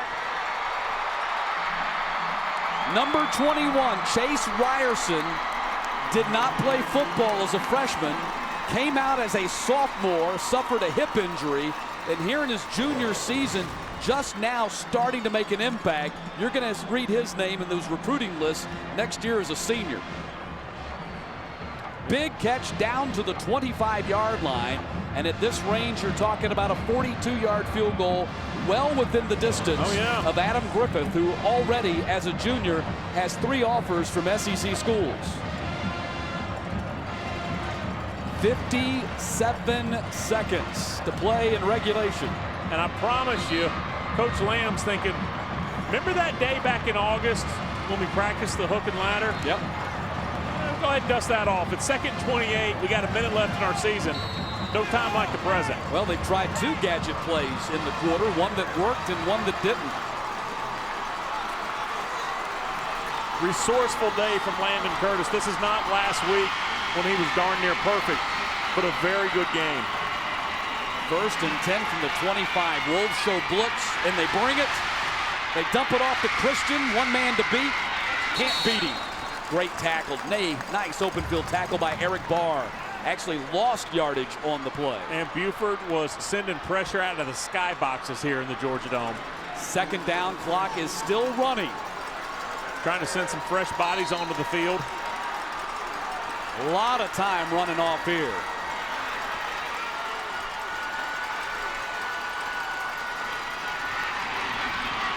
Curtis can't take a sack. Throws on the run and incomplete. He made the grab, but Lamb could not get the feet down. Clock will stop, still have 2 timeouts. You might have wanted to use one there because you still have one for the potential field goal, but that was Palmer, not Lamb. Number 3, watch, did he get a foot down? No. Could not. Matt, I will opine that Curtis will at least have an option here to pick up 5, 6, 7 yards. Not necessarily the first down, but they're going to give him an option just to get this ball a little closer. Well, let me ask you this as well. We're down to 20 seconds. It's 3rd and 13. Do you take the shot at the end zone here, or do you maybe even run Christian into the middle of the field on a draw play to try to get it, set yourself up in the middle of the field for a field goal that's certainly well within Adam Griffith's range, but straight on, dead on. You got a 45-yard field goal from this spot and from the far hash. See, he's a right-footed kicker. Right. So it's going to be a little easier actually to kind of hook this thing back. You see so many kickers when they just try to kind of angle it, from the near hash if he's a right-footed kicker. With Palmer on the outside, you may want to take a shot at the end zone, but I'm telling you, if I'm the coach right here, I'm getting 5 or 6 yards just to take that off the kicker's mind, maybe try to get that thing up to the 20-yard line. Well, let me tell you, if this is any indication of what's going to happen in the next 4 games, you might as well not move off that sofa. Certainly, if you got to go somewhere, use your DVR. You're not going to want to miss any of this. It's 3rd down and 13 with the ball at the 28. Heavy rush, Freitag coming off the edge, thrown, and it's broken up at the 15-yard line by Andre Johnson, trying to get it to Clay Johnson, and Andre Johnson broke it up, and now it is 4th down. Would have been right at the 1st down marker. Actually, you know what? He would have fallen forward. He'd have been down on about the 14, 13-yard line. That would have been a 1st down. You know what? Credit Coach Lamb and the offensive staff over there. Play to win. Give him credit. This is for the tie and most likely to send the game to overtime. And anything but easy, believe me. 45-yard kick for Adam Griffith. It's on its way. It is good. Now, in years gone by, we would be looking at handing out 2 trophies. Not anymore. That's not the case anymore. Folks, we are 10 seconds away from overtime in the Georgia High School Association AA State Championship game. Adam Griffith with ice water in his veins blasted that one through the uprights with plenty of room to spare on a 45-yard kick. That kid looked like he was kicking during specialty period at the beginning of a practice, Matt. Stroked it right through the uprights. And you're on the mark there. They could have backed that thing up 10 yards and it would still been good. That was a tremendous kick in the biggest of situations for Calhoun. And I'm going to tell you something right now, Matt. With about 10 minutes to go, when it was 24-14, I was thinking this ball game might be over. And I kind of threw out the obligatory, hey, we got a lot of football left to play. I didn't think this is the football we'd be seeing for the final 10 minutes.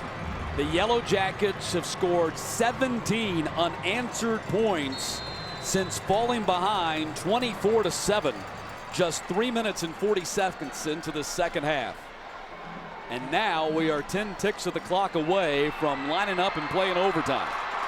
And if the previous results hold here, this ball will land 5 or 6 yards in the end zone. A line drive kick instead that will squirm into the end zone just barely. And so Buford will take over at the 20. No time off the clock. They'll have a chance to run maybe 1-2 more plays. We'll see how they handle this thing.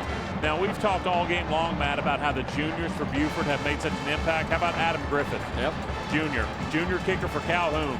Got a feeling that he'll be going to school for free somewhere. One of the top junior kickers in the nation. An incredible story, too. A young man from Poland who moved to the United States.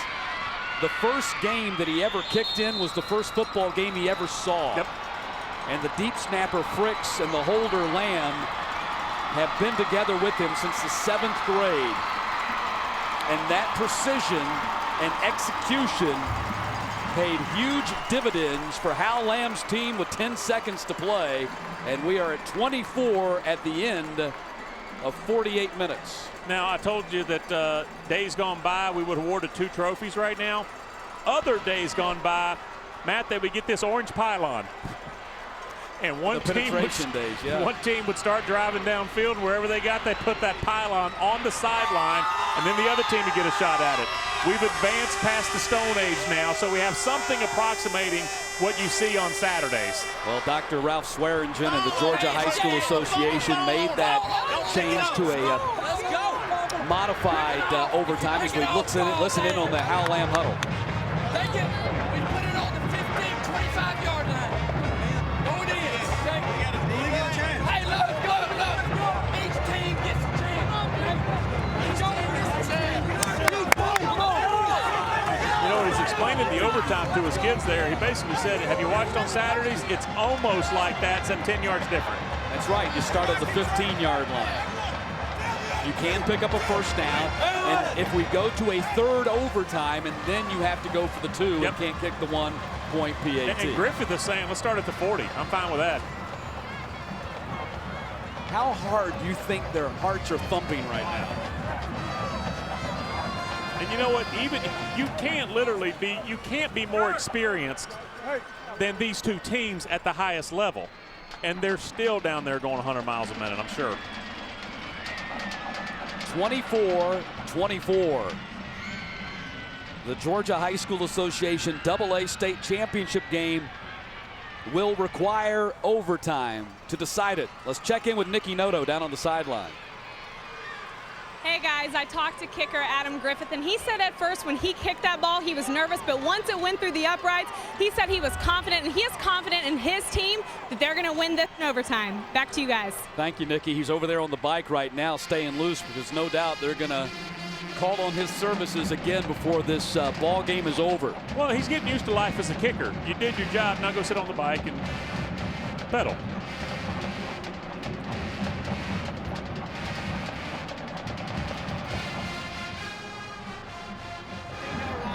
We'll do a coin toss after we talk about this. You get 1 timeout per series. In other words, offense, defense.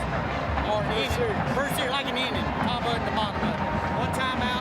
If the defense gains possession of the ball, it's dead. And that series for the offense is over unless it was a defensive foul. They call that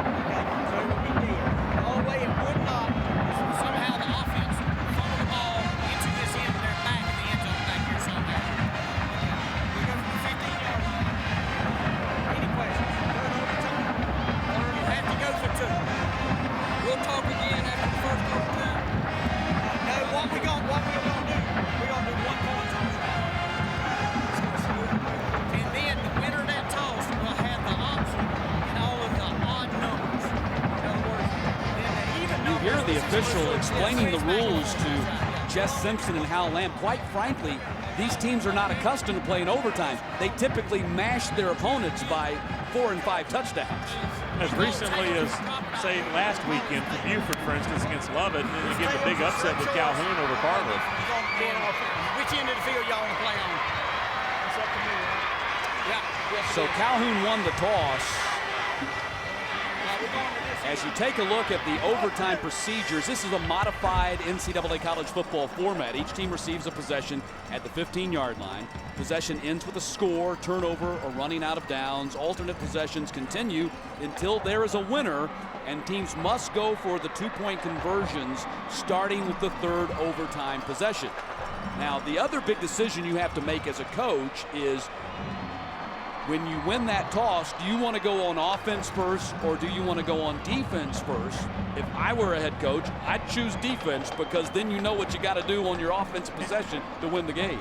And the one big difference also, Matt, besides instead of the 25 it's the 15, is that the defense gains possession, plays over. It's not like the Georgia-Florida game where you got to run downfield and try to make a tackle. The ball's dead. So in that regard, it's like an extra point, a PAT. Conversion. Yeah, ball is dead once the defense gets a possession of it. And honestly, you started at the 15 instead of the 25 because, these are high school 15, 16, 17-year-old kids, not even the college-age kids. And we've seen college, some of those Arkansas games back, 5, 6, 7 years ago. Arkansas, Kentucky. Yeah, we're going into 5, 6 overtimes. They went 8 overtimes. But also, it makes a field goal a lot more doable when you start at the 15, unless you got Griffith. Then you don't really worry about it. How much better can you get than overtime in the first championship of 5 at the Georgia Dome? Well, tell Jeff Van Note to beat this, all right? Charles Ward and Jeff Van Note standing by and waiting. They'll have the call of the Quad A championship game as Chattahoochee takes on Stars Mill. Handoff, Swope. Down to the 10. And pushing the pile like a rugby scrum. Down to the 9-yard line it goes. And so Buford picks up a whopping 6 yards on their first carry of overtime. And don't go away, because coming up between games, it's GPB Sports Central. Commentary on the games that were played and to come, plus your chance to make a pledge to the Georgia Public Broadcasting, winning tickets to Falcons, Hawks, and Thrashers games. All that coming up between the games. Second down. Ross. Face mask coming up. I believe Fricks grabbed his face mask as Kirby was sacking him. And completely unintentional, and that's too bad, because Calhoun had really busted through, and we're going to get the sack and shove Buford. Gosh, that was going to be a 3rd and about 12 at that point. Yeah, Fricks was just flying by and trying to grab a hold of something as he was whizzing by the quarterback. And unfortunately, what he grabbed was the face mask. You know what will prevent that sometimes? Take the fingers. Personal foul. Grabbing and twisting the face mask by the defense. That penalty is half the distance. Second down. I don't know if it was grabbing and twisting. I mean, it wasn't Georgia Championship Wrestling or anything. So second down and 4. Ball is at the 9. So basically the sack is negated. 2 tight ends, both to the far side. Swope. Big run. Touchdown. Dominique Swope. Buford back on top. Right to the strength of the formation, Matt. The 2 tight ends set to the far side. And a touchdown run. He's injured, right? That's a less than 100% Swope. Basically playing on a broken toe.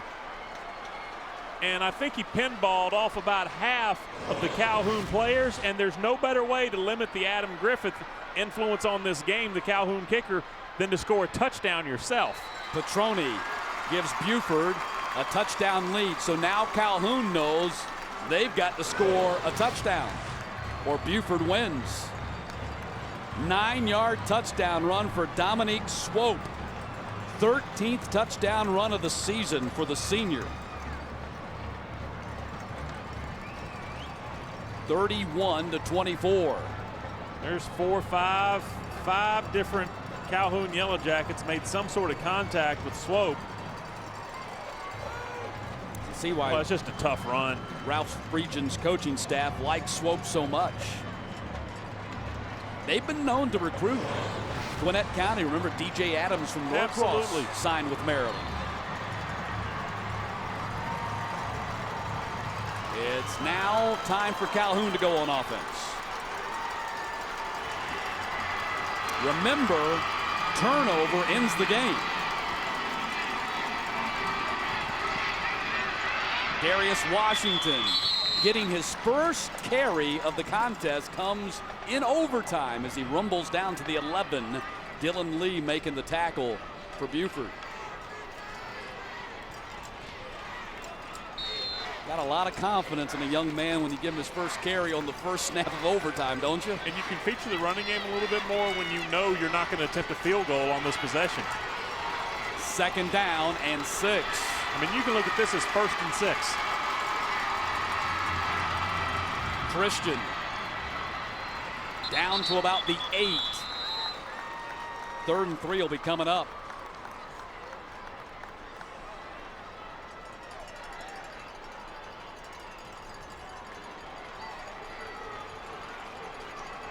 Christian Clark coming onto the field, number 90, 276-pound D lineman, trying to give some at least fresh beef on the middle of that D line for the Wolves. Christian approaching 90 yards rushing today. No small feat against this Buford defense. 3rd down and 3. Christian again got blockers, now has to turn back, and they're in trouble. Freitag drops him at the 15-yard line, and now we come down to one play. Had 2 lead blockers, Matt. You had 2 linemen coming near side, and Freitag gets right, watch this, right underneath it.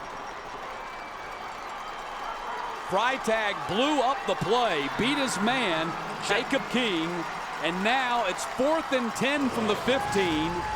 Calhoun calls timeout. They've got to get 10 or Buford wins again. And I'm telling you, if you defeat me today, it's because, if I'm Calhoun, if you defeat me today, it's because you were able to cover JT Palmer on 4th and 10. That's where I'm going with the football. Well, we harken back to our conversation with Jess Simpson, and he said the thing that he was concerned about most outside of, number 1, stopping Christian in the running game, is the pass to Palmer in the end zone because of his great leaping ability, plus his natural height advantage at 6'3". Yeah, he already starts out above you. Yeah. So let's see if they go to number 3 here, JT Palmer. It's kind of been his specialty all season long. Run that fade, play jump ball in the end zone, much like a former Calhoun wide receiver has done for the Georgia Bulldogs in his career, Chris Durham. 4th and 10. Could be the game and the state championship. Heavy rush. Curtis throws. Buford back to back to back to back. 4 straight state championships. Carved their name in the history books with West Rome. And pushed it literally as far as you can. A 10-point lead with 10 minutes to go. Turns into an overtime affair. Touchdown on the opening possession. Calhoun stopped on downs as an answer. Ball game over. 4 straight state titles. And with the junior class coming back, Matt, can I go ahead and fast forward to next December? With all these juniors on the Buford roster, you got to imagine they're in great position to make another run in 2011. One for the thumb. Like the old Pittsburgh Steelers, you're right. They'll be the favorites to win a state record 5th in a row next year.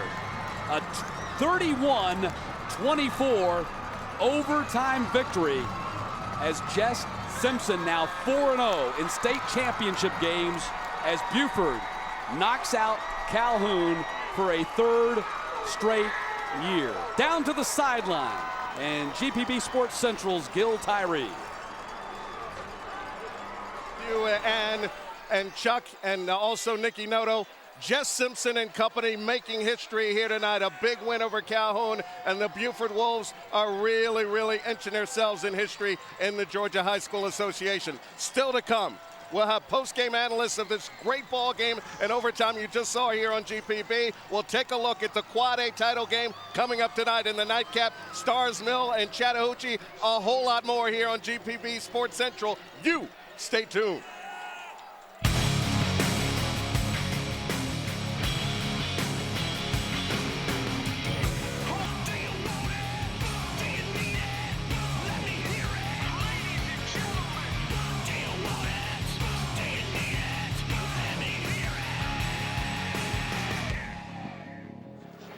Game one of the state championship is in the books, and what a ball game you saw here on GPB.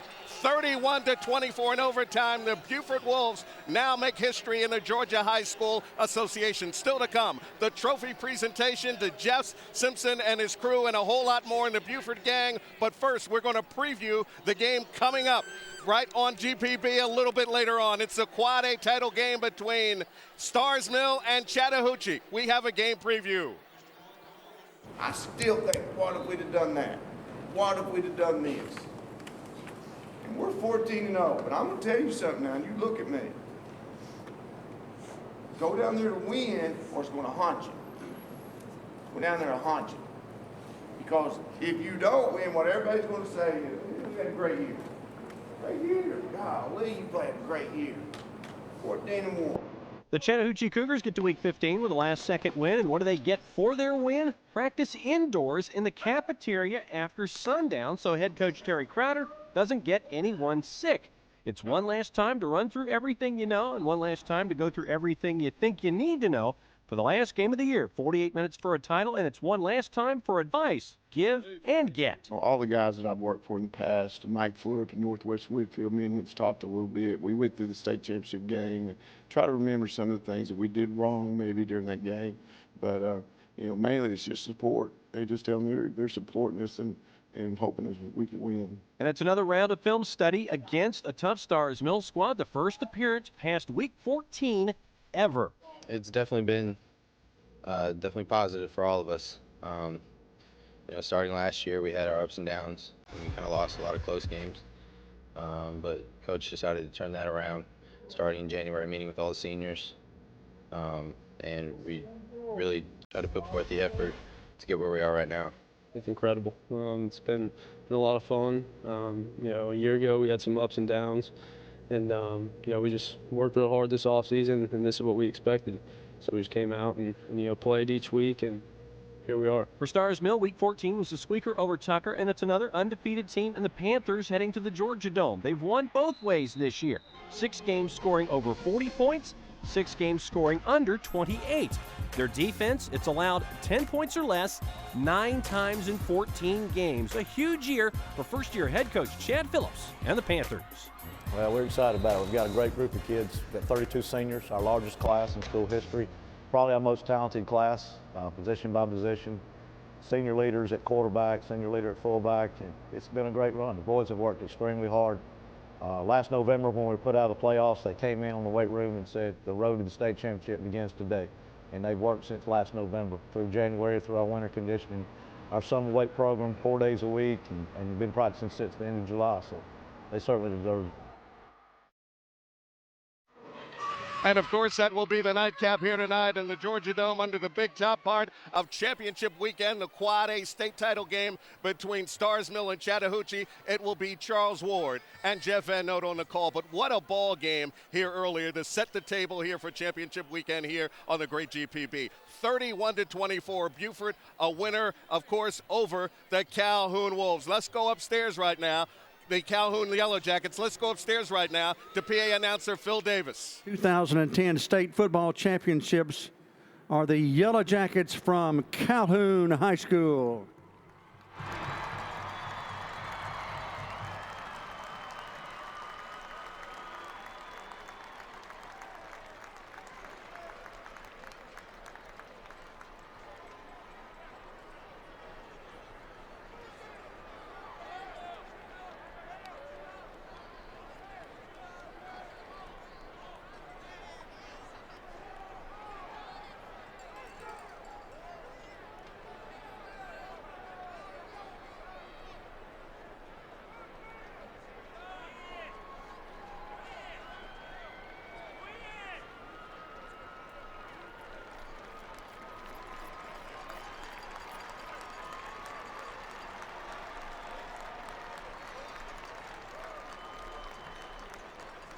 Now for the state championship presentation, we turn it over to Georgia Public Broadcasting's Mark Harmon.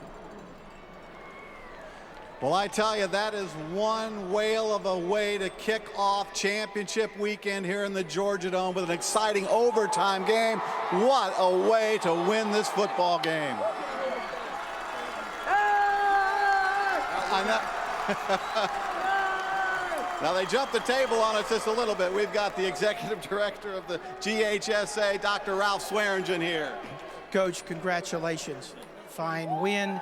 You've been presented the trophy by Brian Maloney. Congratulations to you all. Coach, congratulations. What a big win for you and your program. This is a special day. This is special for these 13 seniors and for our fans and the community of Buford. We love y'all. Thank you. Coach, you guys had to battle back. You had a 17-point lead. They got the momentum, and you guys had to just grind it out and come back and win it in overtime. We got a little lucky. I tip my hat to Coach Lamb and Calhoun. Unbelievable program. Both sides, both kids are making plays. We just made one more, and we're blessed to come out on top today. Coach, back to back to back to back. Only one other school, West Rome, has been able to accomplish that accomplishment. Yeah, you know, I'm just so excited for these guys, but to have Buford be a part of that history is something special. And the kids here are just excited. They've got the championship trophy right there. They're kissing it. They're holding it high. You must feel proud of your program. I do. I mean, this is the pinnacle of high school football. Georgia's amazing to play in this venue on a Friday afternoon. For our community and our kids, for high school football, it doesn't get any better than this. Coach Jess Simpson, congratulations this year on another championship for the Buford Wolves. Thank you, sir.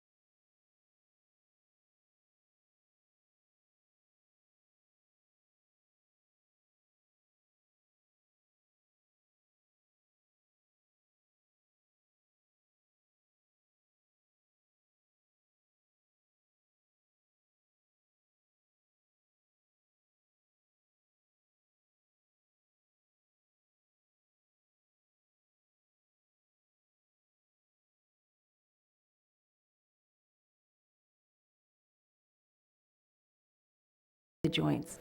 Move the hands into an infinity symbol. I've got much more flexibility and much, much less pain. And my hands are loaded with arthritis, but they don't hurt.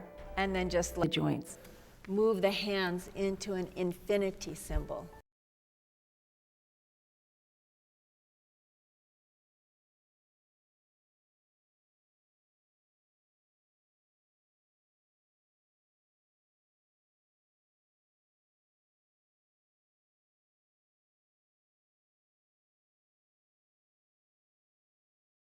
Bob was in great pain. His knee was hot to the touch, it was red, and he almost had to crawl sometimes to get to bed. Working was almost impossible because he drives in a car.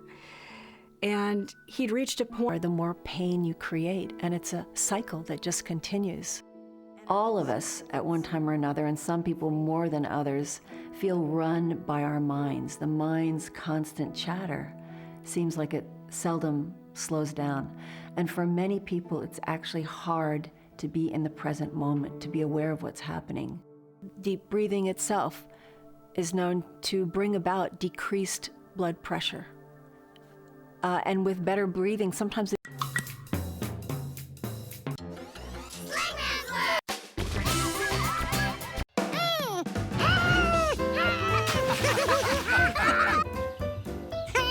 Funding